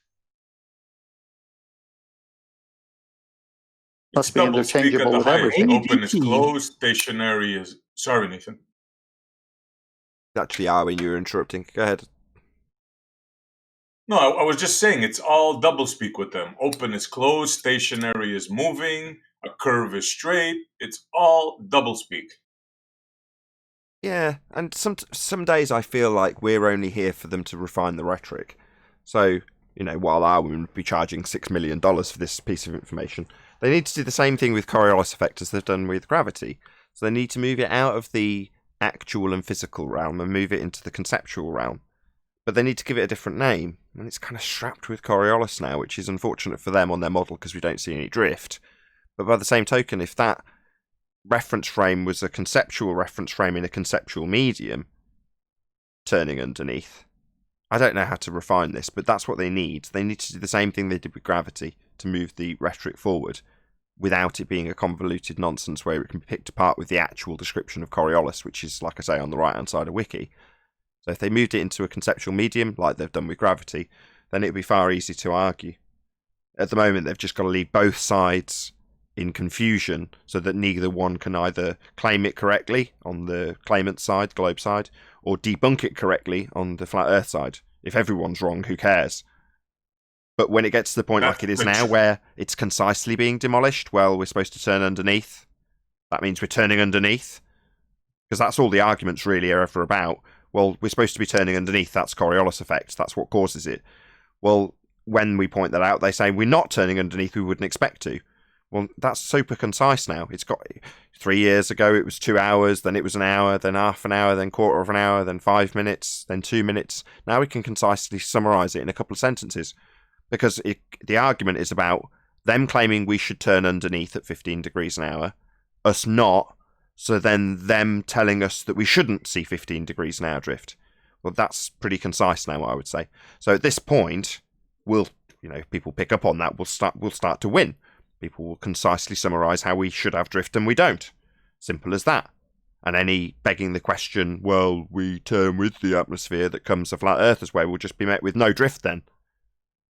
No Coriolis effect then. Earth not turning underneath then. Well, like I say, that going forward for them needs to change. It needs to move into the conceptual. Because then obviously we don't have drift, right? Earth's not turning underneath. We don't have Coriolis effect. Move it into the conceptual medium. You can argue about it all day. Well, based on the past actions of these ballers, look for that right side. Look for that right side of that Wiki GIF to disappear in the future. No, they can't change what Coriolis is. It's well established. But yes, on SE Montreal, to address you, yeah, they need to make it conceptual. Now, it's a not actual force, but it is apparent Coriolis. That would mean you do see it and observe it as you turn underneath, and that's what they claim Earth does. Well, they need to move it into something that not Earth does, but something that Earth does in a model, in a conceptual medium. Because then, yes, bro, and your lamppost thing is perfect to explain that. It's a stationary, it's on the ground, no way around that. That's beautiful. And also, I renamed it the Coriolis vision, right? Take away the effect. There's no effect there. It's simply a visual effect. Yeah, that's an effect, though. It's an apparent, is the word you're looking for. Apparent meaning not actual. Careful with that. Yeah. Let's stay here for a second. Be careful with that. Say it's apparent because we see it. No. It's apparent for a number of reasons. That's right. It's visual. Seemingly, not actual. Apparent means not actually. Yeah. In this context. Not that you can see it. Yeah, but it is seemingly. Not actually. Let me try and contextualize it. So, seeming but not actual. Well, if you've got my lamppost example, but instead of the lamppost being built 20 foot in the air, it's being built, let's call it 5 foot in the air, and it actually overhangs the roundabout. So it's still concreted into the ground, it just coincidentally overhangs the roundabout. So anybody who gets on it is going to be guillotined. Well, as you get on the roundabout and you spin round, and you go, oh my god, that lamppost looks like it's coming towards me. Well, no, the lamppost isn't like a monster coming to get you, is it? You're moving towards it. But eventually you will hit it. Well, that's a very real effect. Now, the not actual part is the lamppost coming towards you. That's the not actual part of it. So, not actually coming towards you, you actually moving towards it. But there's very much an actual effect that's occurring. But the not actual part is the lamppost not actually being the thing moving. But it's still going to hit you. Right. Yeah. I get it. So apparent is the word. I'm just saying for people to be careful with just saying apparent. Apparent doesn't mean you see it. You see it because you see it. Apparent means not actual. That means not really in this context. Well, they say it's an apparent deviation. Yeah, it's a visual effect. Yeah, but the deviation, Neil, means the effect of the lamppost looking like it's coming towards you. Well, obviously, lampposts don't come towards you if they're concreted into the ground, but they look like they are when you spin towards them. Well, the looking like is the not actual bit. Looking like the lamppost is coming towards you doesn't stop you hitting it because you rotated underneath it. There's very much something actually happening. You moving towards the lamppost. But from your position, it looks like, oh no, the lamppost is coming to get me. But lampposts don't come to get you, do they? But you can rotate underneath and eventually hit them. I got a point about this because you've said this so many times. You know, I got what Coriolis effect is. It's apparent. It's very clear. But almost it seems like there is this potential misunderstanding because of the consciousness that will be part of the observation, as it were, because they can mistake for something else to be moving when they are moving. So it's kind of funny. It's almost reminds me a little bit about physicality assumption bias. It's really coming forth from the consciousness making a mistake about what is actually happening. Because there is actual deviation. It's just not in the way conceived. Would you not agree? No, there's no actual deviation. So there, in Coriolis effect, there is deviation. It's just No, not it's the way. Apparent. No, but No. look, there is something deviating somewhere. Yeah, you. Because there are You. 2 reference frames, right? Yeah. But You.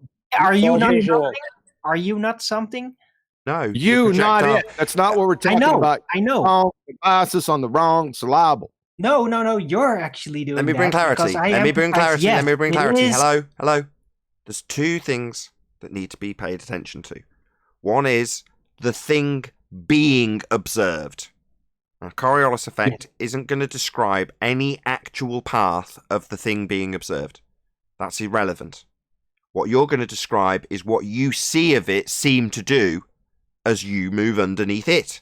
So it's always going to be your observation from the reference frame.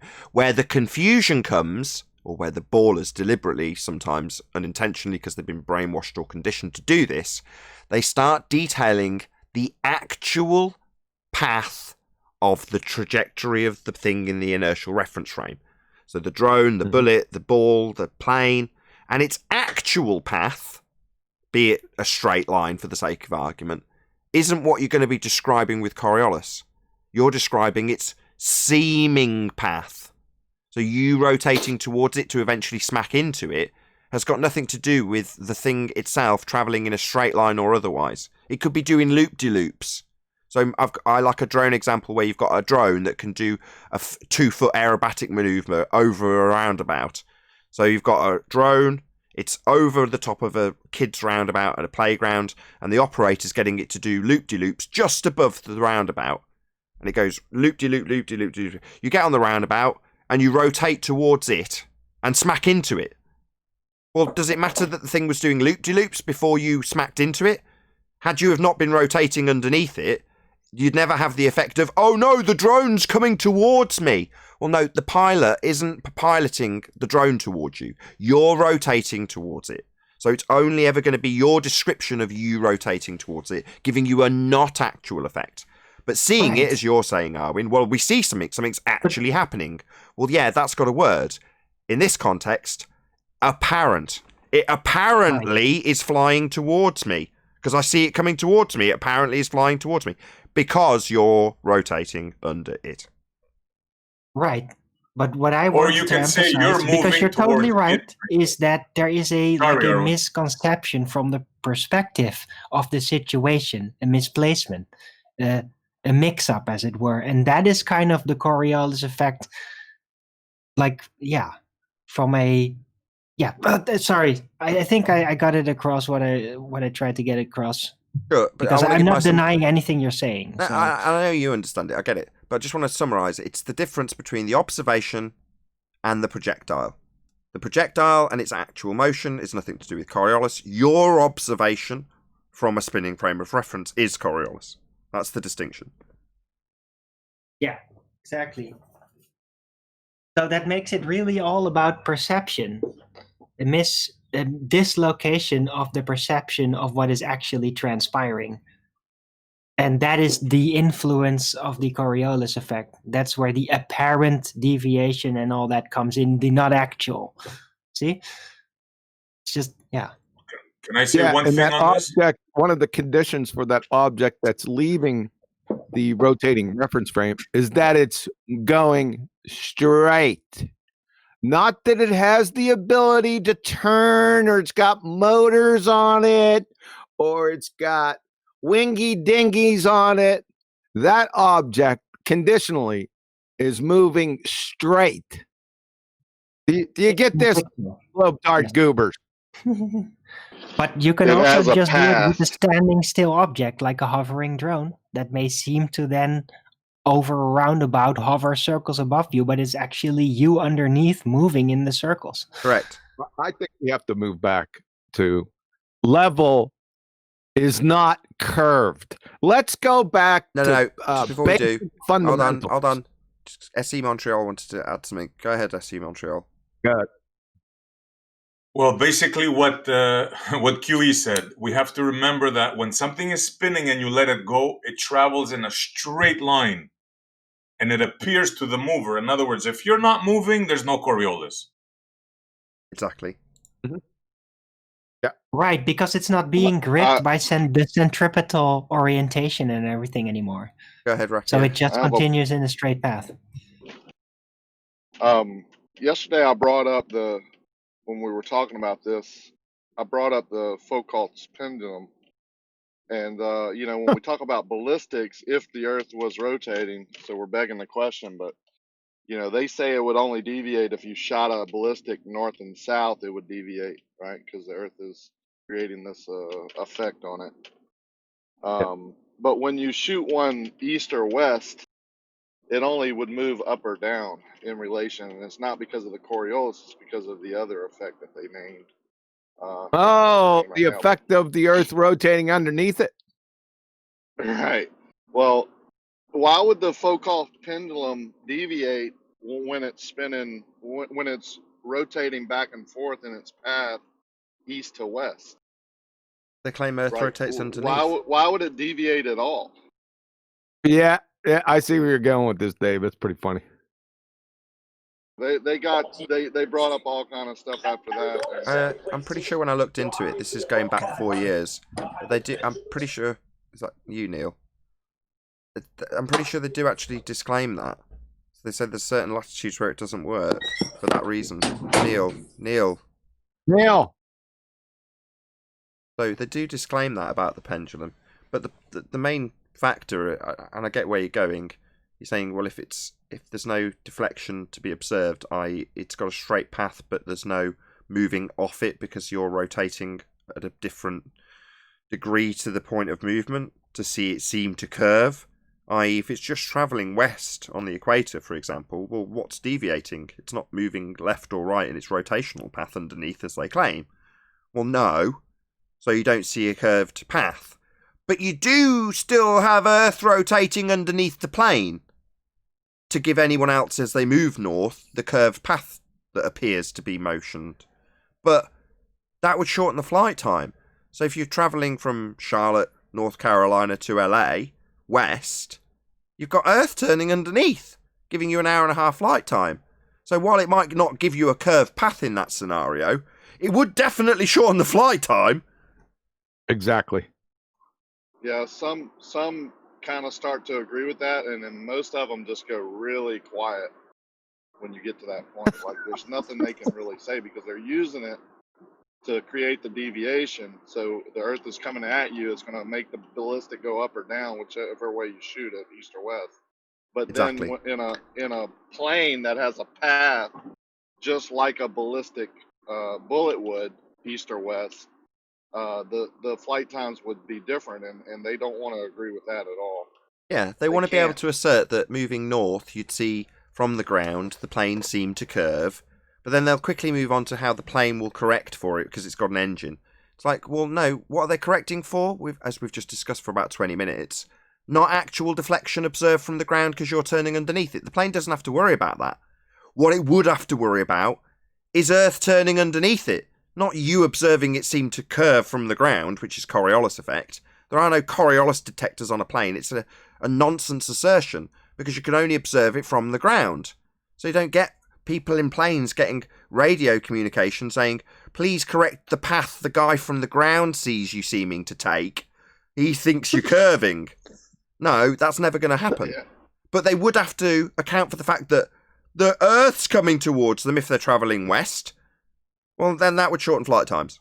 They can't have it both ways. Either Earth's turning underneath to give them Coriolis, or it isn't, and you don't get deflection. Well, what do we end up arguing about? How we don't see deflection?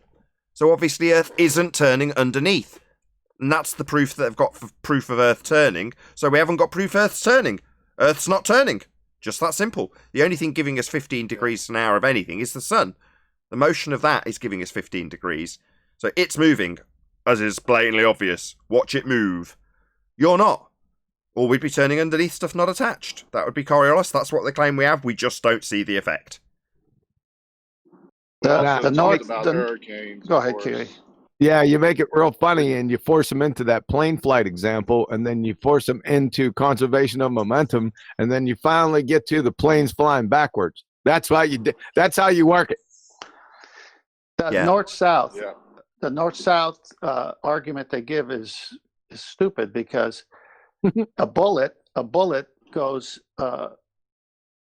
is supposed to deviate, right? So the Earth is turning at such a speed that 1,550 feet per second is moving underneath the bullet, or 460 meters per second. So if you're going to shoot a target and the bullet takes 1 second to get there, you have to aim to the right of it if it's going west to east on your shot. So you're not even got the target in your sights. You have to anticipate where it's going to be. Then they say it works on an airplane because the airplane adjusts. Are there adjustments on the bullet? Is there any way a bullet could adjust? You can't compensate for Coriolis They never let effect. it get that far. Hold on, let me just answer him. There's nothing to compensate for. It's not actual deflection. Right. No, I know. I'm just saying that when they say north to south, but not west to east, that falls on its face because north to south is a worse way to prove it. Because if it's north south, as soon as you jump up, the Earth should move under you 1,550 feet in 1 second. Exactly. Yeah. If it's applied to the bullet as soon as it leaves the barrel, then it applies to you if you jump up and down. Right. That's stupid. North south kills them. I love the north south argument. I just posted the actual deflections and ground speed, as you're making the point, Nathan, that we actually use for airplanes. How about a bullet? Posted it to the live stream. Sorry, let me just hear the entirety of... Hold on, 10th. Can I just hear that again, RC Meister? Just give us the entirety of your claim. Oh, Magnetic West is at it again, eh? Just let me hear his claim again. Say again, RC Meister. Can no one interrupt him, please? We correct for ground. You're breaking it. Speed deviation. You're breaking up. Drop back in again. How convenient. Can't hear you. Ballers can't control their mics. Yeah, that happens. He claims to be a pilot, and you'd be hard pressed to find a pilot that would use the chart that he's posting. I would say you can't. I wouldn't fly with him. It's directly from the... I haven't heard your claim yet. Don't start debating him. Oh, suddenly your mic works. Give me your claim. Airplanes correct for ground speed deviations when moving north to south. So, hold on. Can you... Hello? Is that it? Planes correct for ground speed deviations. When moving north to south because of Coriolis effect. You don't account... Sorry, can you please control yourselves? Planes can't account for not actual deflection observed from the ground, which is what Coriolis effect is. That is nonsense, RC Meister. Clearly you don't understand what Coriolis effect is. Please don't interrupt me while I tell you off. Why are you talking through me? Yeah, I heard your claim. Now I'm going to respond to it. Shut up. You intolerant prick. Try to put yourself on mute while I respond to your absolute nonsense, RC Meister. Don't interrupt me. I cleared the airwaves for you 3 times to hear your claim that planes account for Coriolis deviation, a deviation that is only capable of being observed from the ground. So you are factually incorrect, RC Meister. No, planes do not account for Coriolis deviation.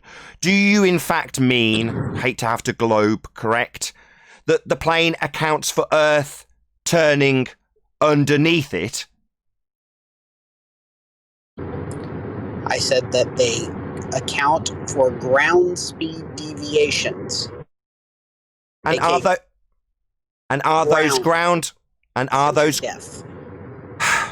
those ground speed deviations caused by Earth rotating underneath at 15 degrees an hour? Yes, that's your claim. They're caused by moving from the north to south on a spinning globe. So that would be Earth being rotating underneath then at 15 degrees an hour, RC Meister. You seem to be deaf. You seem to be deaf because you keep... You seem to need to be told to suck my nuts. Yeah, you need to say, yeah. Yeah, Nathan, that's right. I'm claiming Earth turns underneath planes at 15 degrees an hour, not death. Clarifying your claim. You just yet to concede that is precisely what this claim requires. It requires you and your plane to correct for the ground speed deviation. That would be a claim that Earth rotates under the claim. Right, Meisty? Not death. Apparently you are, because you keep not saying my argument. So you're saying Earth does or does not rotate underneath at 15 degrees an hour? Maybe you could clarify it for me rather than claiming I'm deaf, as it's my question that you're still yet to clarify, you weaselly little sod. Now, we all know that the clarity that you're not going to give concise answers to would be your claim that Earth's rotating underneath stuff and that they need to compensate for Earth rotating under the plane. You just yet to actually say yes at the appropriate moment. You're just deaf and don't... Oh, I'm deaf. Yeah, no, I'm not deaf. This correction of ground speed deviation would be a claim that Earth's rotating underneath, RC Meisty. That would mean that Earth's rotating underneath stuff not attached then. Of the argument. Bundy mute time. Not listening to me then. I told you my argument. You don't... Yeah, and I'm responding to it. You're just ignoring my rebuttal. Poorly. And you didn't even rebut it. You didn't listen to me. Discord, did you hear my rebuttal once? You rebutted the straw man. Discord, that's not you, RC Meisty. Discord, could any of you concisely parrot my rebuttal, or did he talk through it every time? He talked through you the whole time. You coward bitch, RC Meisty. I'm going to respond to you again, and you're not going to talk through me. You're going to listen. Let's see if you can cope. So, this correction of ground speed deviation would be an assertion that the plane is correcting for Earth turning underneath the plane at 15 degrees an hour, RC Meisty. You just need to say yes. No.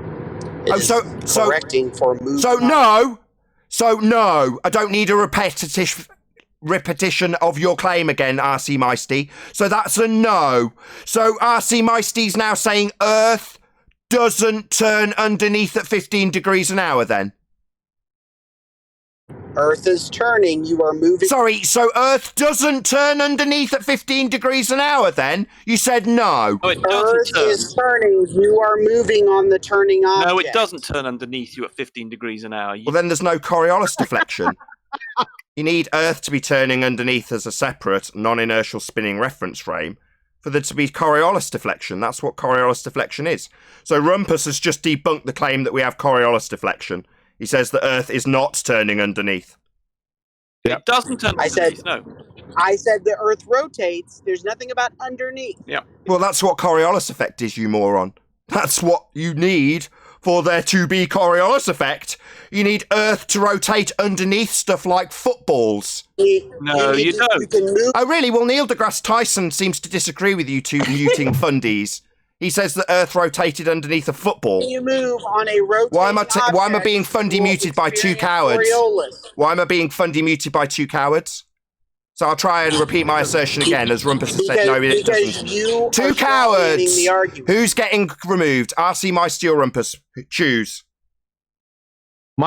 Get Magnetic West RC Meisty out of here. He's a dipshit. Sounded like he was choking. You can't actually respond to the argument. Get lost. Rumpus says that there's no Earth turning underneath Neil deGrasse Tyson's football that drifted through the goal then. What there is, and you've never understood... No, you're not answering me. This. I'm about to answer you. I'm about to answer you very clearly. Yes or no? Earth doesn't turn underneath Neil deGrasse Tyson's football? You move. There's a relative velocity. You move relative to the Earth's surface. Well, then there's no drift. Then Neil deGrasse Tyson's ball didn't drift then. Sloppy. What the fuck are we moving relative to the Earth's surface when we're standing on it? Relative to the surface of the Earth. So that's why you've never understood. We're standing on it. That's why you've never understood that going in a plane east to west and rotating Earth will not change the flight time. On the rotating reference frame, relative velocity. Shit. You have the same relative velocity to the surface of the Earth whether you go east or west. second You law don't doesn't apply to the understand Earth, and the air relative is not the velocity. atmosphere. Huey, Fucktard. please. Don't understand relative velocity. Don't That's your problem. understand. Don't understand. QE, please. Fuck off. Please. You don't understand relative velocity. Fuck off. Just like You in a got me. train, if you run up and down the Fucking aisle at 10 train. miles an QE, hour, please. you have a relative velocity either way to the train, and the train has its velocity relative to the Earth. Yeah, let's That's let relative him talk velocity. on his train.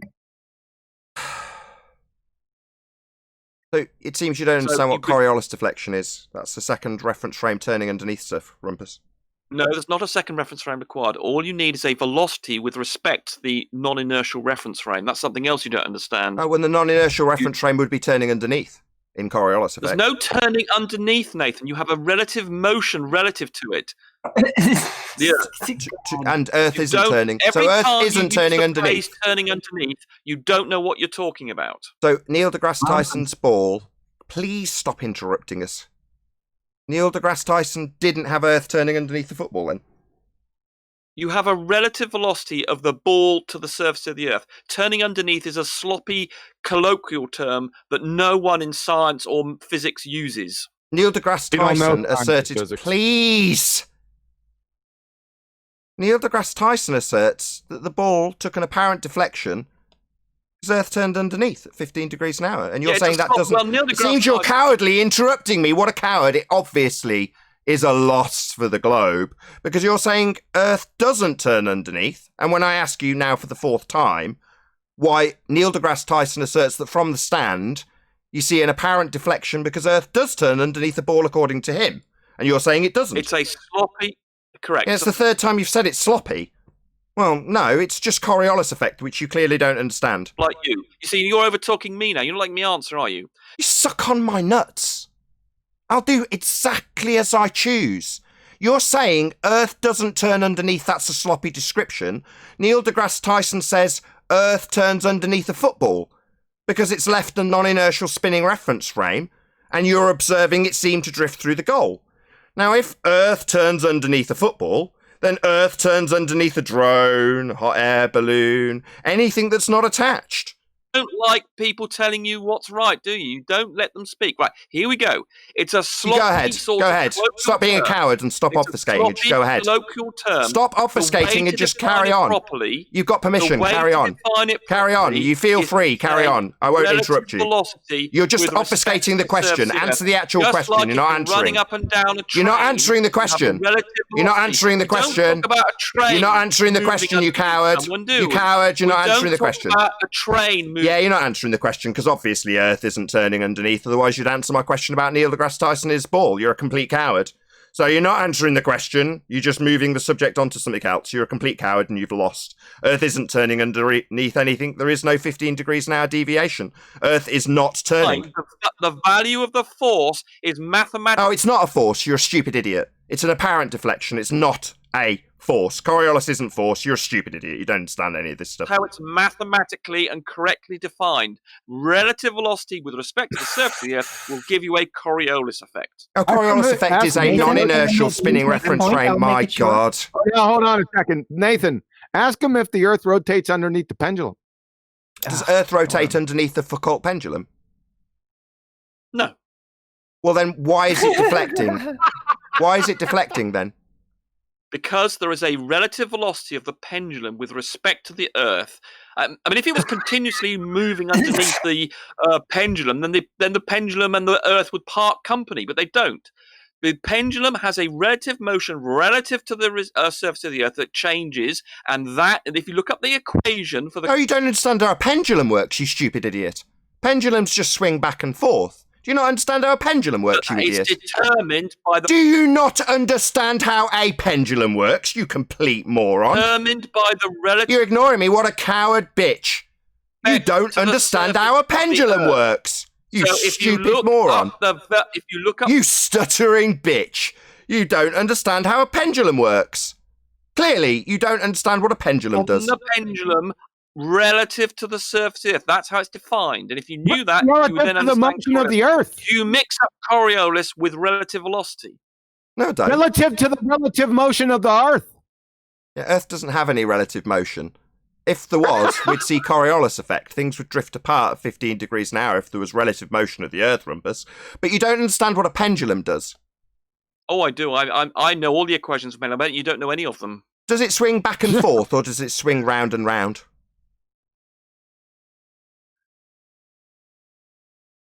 It where the big Stutter for me! That'll be the taste of Nathan's nuts. No, you stutter for me, you complete bitch. Yeah, that's right. I'll ask again. Let's see how much I can get this bitch to stutter. So does a pendulum swing back and forth or round and round? I'm trying to remember exactly. You're trying to taste my nuts, bitch. It's a simple question, and it clearly demonstrates he doesn't understand how a pendulum works. Do you hear those pauses where he didn't say anything? He doesn't understand how a pendulum works. Oh, I do. Oh, I do. Yeah. Oh, does it swing back and forth or round and round? It may be an elliptical motion. You don't understand how a pendulum works, you stupid shit. That is not what a pendulum does. You thick moron. Okay, Nathan, you give me the... Okay, you thick shit. Now you're going to take a berating from a flat earther, you fucking thicko. You don't understand how a pendulum works, Rumpus. You unbelievable spastic. And you won't be able to do it. You stupid shit. You don't know how a fucking pendulum works, you stupid idiot. Anybody who has any respect for this Dumbo should have it eroded immediately. He doesn't know how a pendulum works. Oh, I do. Does it go back and forth, or is it elliptical in its motion? I think it may. I must admit, I'd have to think about that to give the exact... You don't know! You fucking spastic! Rumpus doesn't know how a fucking pendulum works! You are the dumbest person here. I wouldn't normally say this, Rumpus. You stupid shit. You are the dumbest person here. You don't know... Stutter and laugh and giggle for me, you fucking fundy spastic. Subject, absolutely. You don't know how a pendulum works. You don't even know what an You don't even know what an... Stutter for me. Does it go round and round in an elliptical motion? A pendulum? Well, it will go in a... That's the taste of my nuts! You fucking fundy bitch! Now choke on them, you stupid moron! Rumpus doesn't know how fucking pendulum works! My God! Yeah, I think it goes round in a figure eight, so it doesn't need... No, it doesn't go round in a figure of eight, you stupid shit! You are fucking thick! Pendulums do not go round in a figure of eight, you thicko! No! Now I'm going to educate you. You thought you knew how pendulums worked, you stupid shit. Now the flat earther's going to tell you, you stupid moron. Sit down and shut up while I tell you. You don't need to look it up. The flat earther knows a pendulum goes back and forth. Doesn't have an elliptical or circular motion, you stupid idiot. You don't know. You are a stuttering bitch being told by a flat earther how a pendulum works. So basic, so rudimentary, so stupid. Tell me, on a rotating Earth. You stupid shit. Don't assert what anything does on a rotating Earth. You don't even know how a pendulum functions. Tell me, go on then, Nathan. Go on then, Nathan. Tell us how a pendulum... Tell us how a pendulum works. Tell us. Go on then. Tell Goes us. back and forth. Back and forth. No, it doesn't do that. You are beyond stupid. It doesn't just do that, Nathan. That's why it changed. If it did do that, then it wouldn't rotate, would it, you twat? Pendulums don't rotate, you stupid idiot. Oh my God. Do I need to educate you again? I've just told you.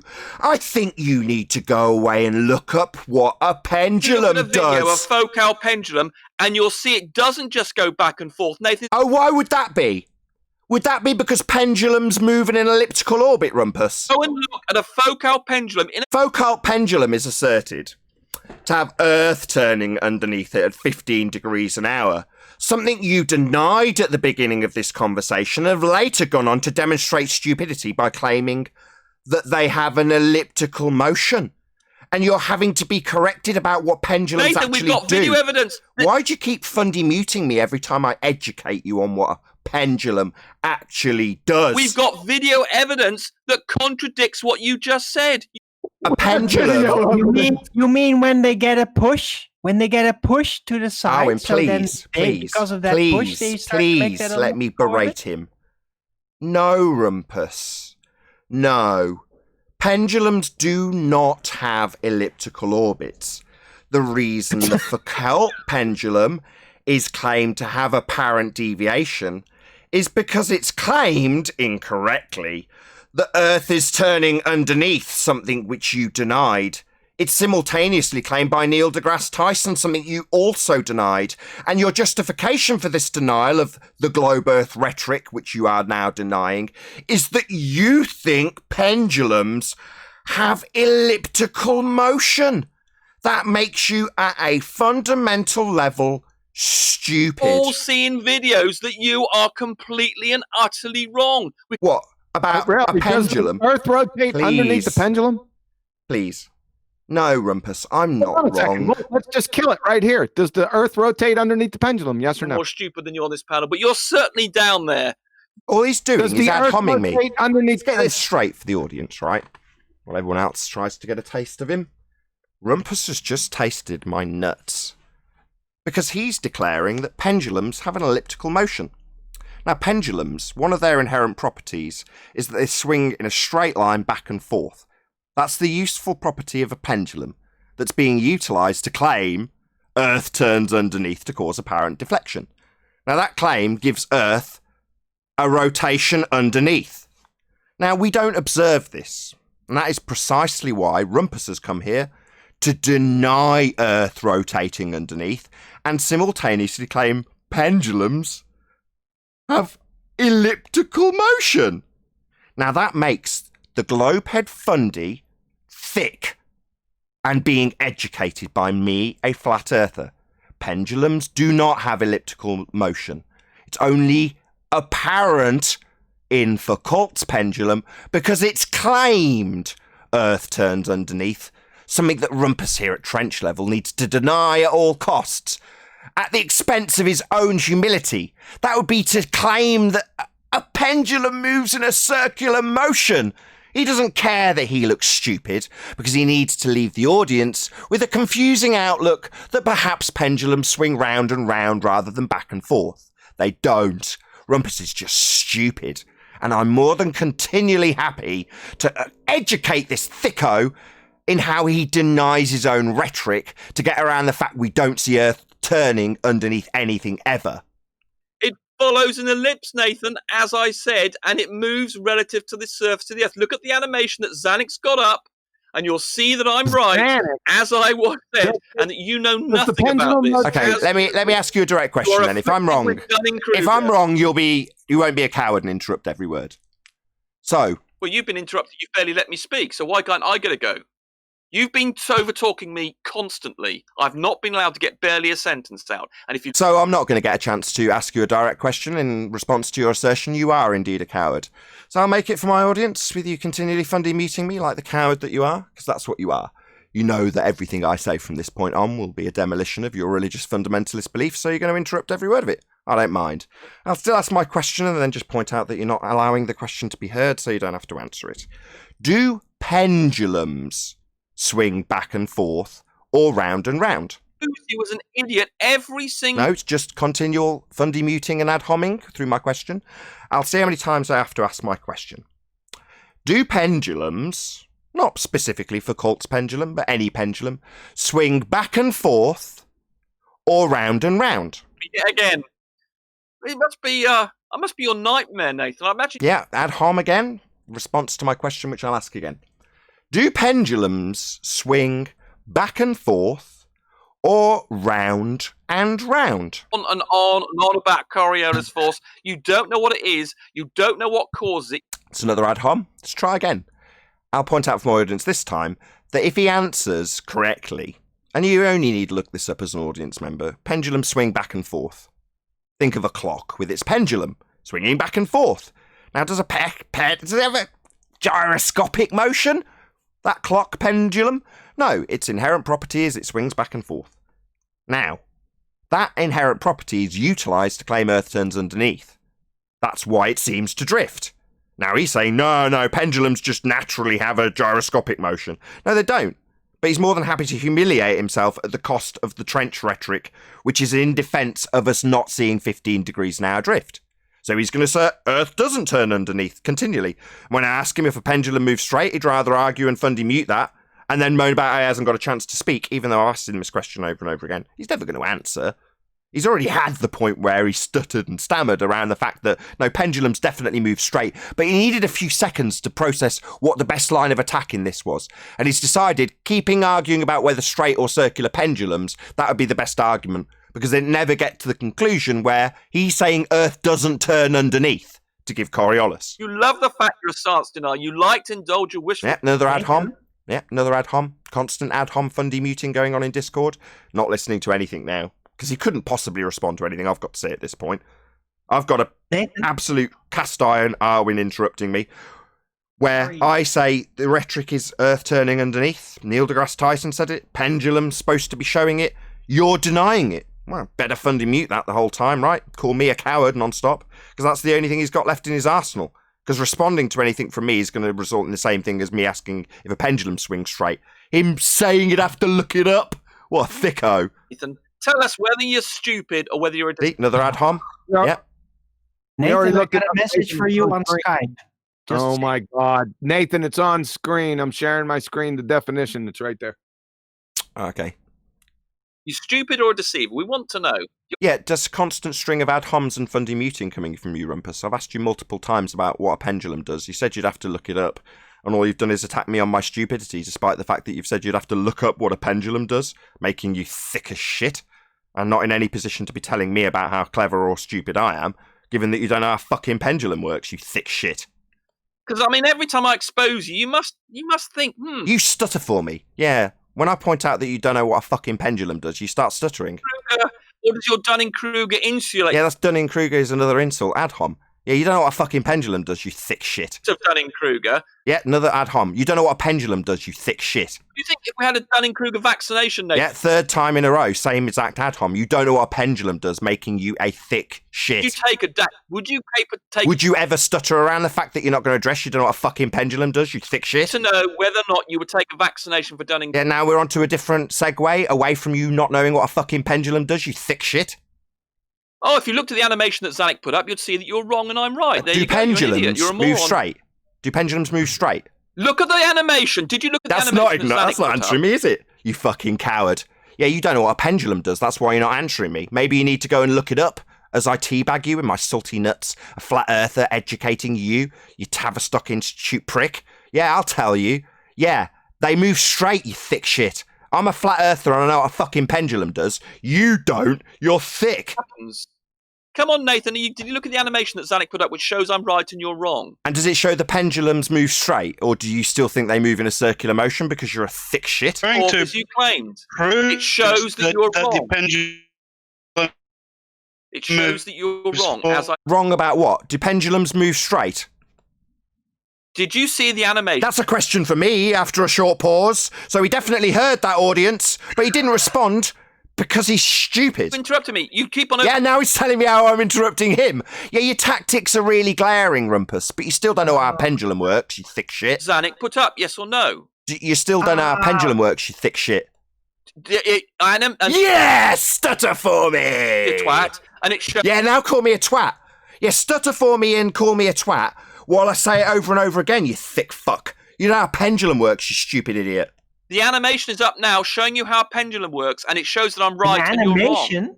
Can you see it? At cartoons. Can you see it, Nathan? I Can you just need see the animation, Nathan? I need an answer to my question. Do they move straight? I'm right and you're wrong. I'm not wrong. Pendulums move straight. You're just thick. Come on, look at the animation, Nathan. Stop. Does the pendulum move straight in the animation? Because that's what pendulums do. You didn't know that or understand that. And I'm telling you, educating your dumbass, that pendulums move straight, you thick shit.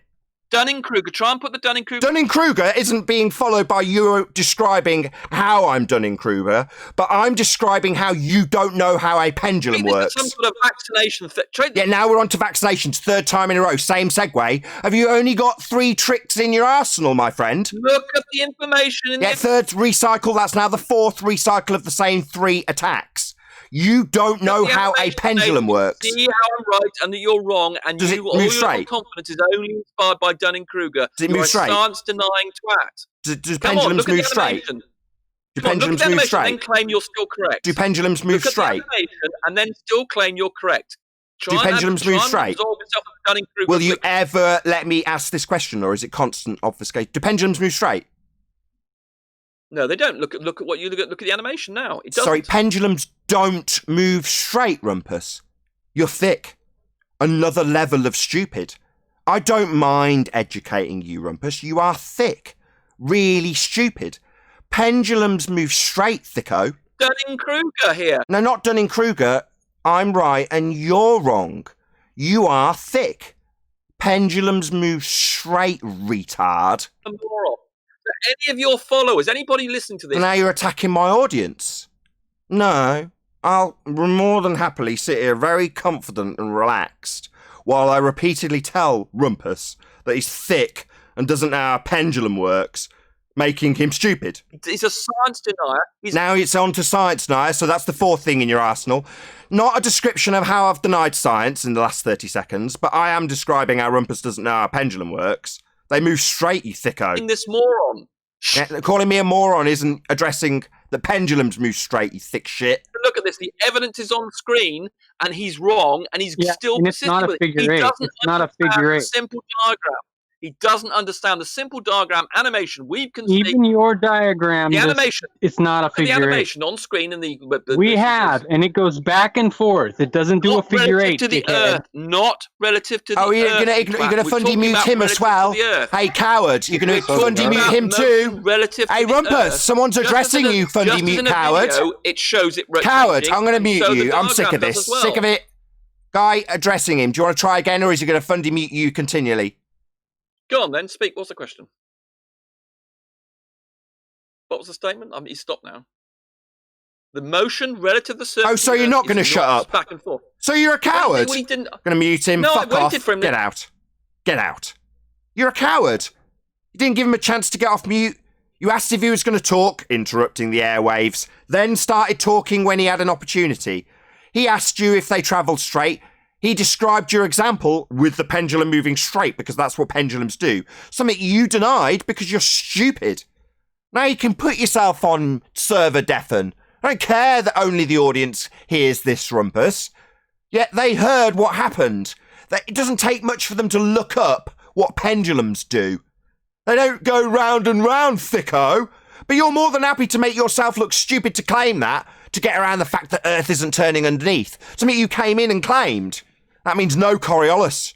That means no 15 degrees an hour drift. But at trench level, that's what it's all about here, isn't it? Not expecting to see Earth turning underneath? A sloppy description?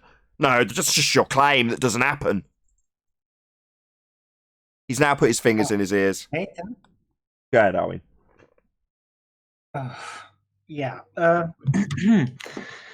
Right. So I think things have been a little discontorted here because, well, from both sides. Because it's just mismatching what I understand from the focal pendulum. Because the thing is basically a free weight, and I've seen it being utilized where people do kind of push it in all kinds of ways. If you just let it go, don't apply extra forces, it's going to move in a straight line, absolutely. But they often do push it and then make you imagine how that rotation, how it's supposedly being influenced in its path because of the rotation of the Earth underneath. And that's where the real trick lies. But they're basically free flowing. So yeah, when they let it go, they don't just neutrally let it go. They give it a little push. So then it does move in an elliptical orbit, which would not actually happen if you just exactly the same direction. It doesn't. You're full of shit. No, the pendulum, I've seen it happen. Mass.org. It was up on the screen the whole time he was on. Hopefully Nathan put it up. Listen closely. Once you set one in motion, its direction of swing will rotate at a rate of about 0.2 degrees every minute. But in fact, it isn't really the pendulum that's rotating. The pendulum is swinging back and forth in exactly the same direction. It's the Earth which is rotating underneath the pendulum, which makes it appear that the pendulum is in fact changing direction. We've been over this for the past 4 years. Why do I even have to say this? Hey, I totally agree with you. That's exactly what that's what the experiment really is. It's a mind experiment. It's not an But experiment. the thing is, technically, the thing can move in all kinds of directions. And I think that Rumpus was trying to just get nitpicky on that shit and not actually address the actual mind experiment of the focal pendulum. All right, I gotta go, guys. Have a good one. The bottom line is, thank you, QE, for reading that out, and I did have it on screen. The bottom line is, the claim is Earth rotates underneath the pendulum, causing it to appear to drift. That gives you 2 reference frames, one of them being Earth rotating underneath stuff. Well, if Earth rotates underneath stuff, then we see things drift. It's just that simple. Now, we don't see that. So at trench level, we've got the Rumpus to come in and say, no, the assertion isn't Earth turning underneath, as described by Neil deGrasse Tyson, as described by the pendulum, as described by the gyro. That's what they're claiming. They claim Earth turns underneath those things. But because it doesn't, Rumpus has got to come from the globe side to say, no, you don't understand. It's not actually Earth turning underneath that gives us this effect. It's Earth assumed to be turning with the atmosphere and everything moving together. Not drift. Whatever gave you that idea? Well, you gave us that idea when you told us Earth turned underneath gyros, pendulums, and footballs and bullets at 15 degrees an hour. But because it doesn't happen, what you need to come and tell us that we don't understand, and the Earth turning underneath is a sloppy description. No, not sloppy, just doesn't happen. With that, I'm going to say a huge, massive, enormous thank you to all of you who tuned in on either Nathan Oakley 1980 or Nathan Oakley Premiering streams for hopefully smashing the super chat, liking, commenting, sharing, subscribing, and all that good stuff. Be sure to check out nathanoakley.com and the Flat Earth Debate Forum to keep up to date with the community debate. I've been Nathan Oakley, and I'll see you all in the next video.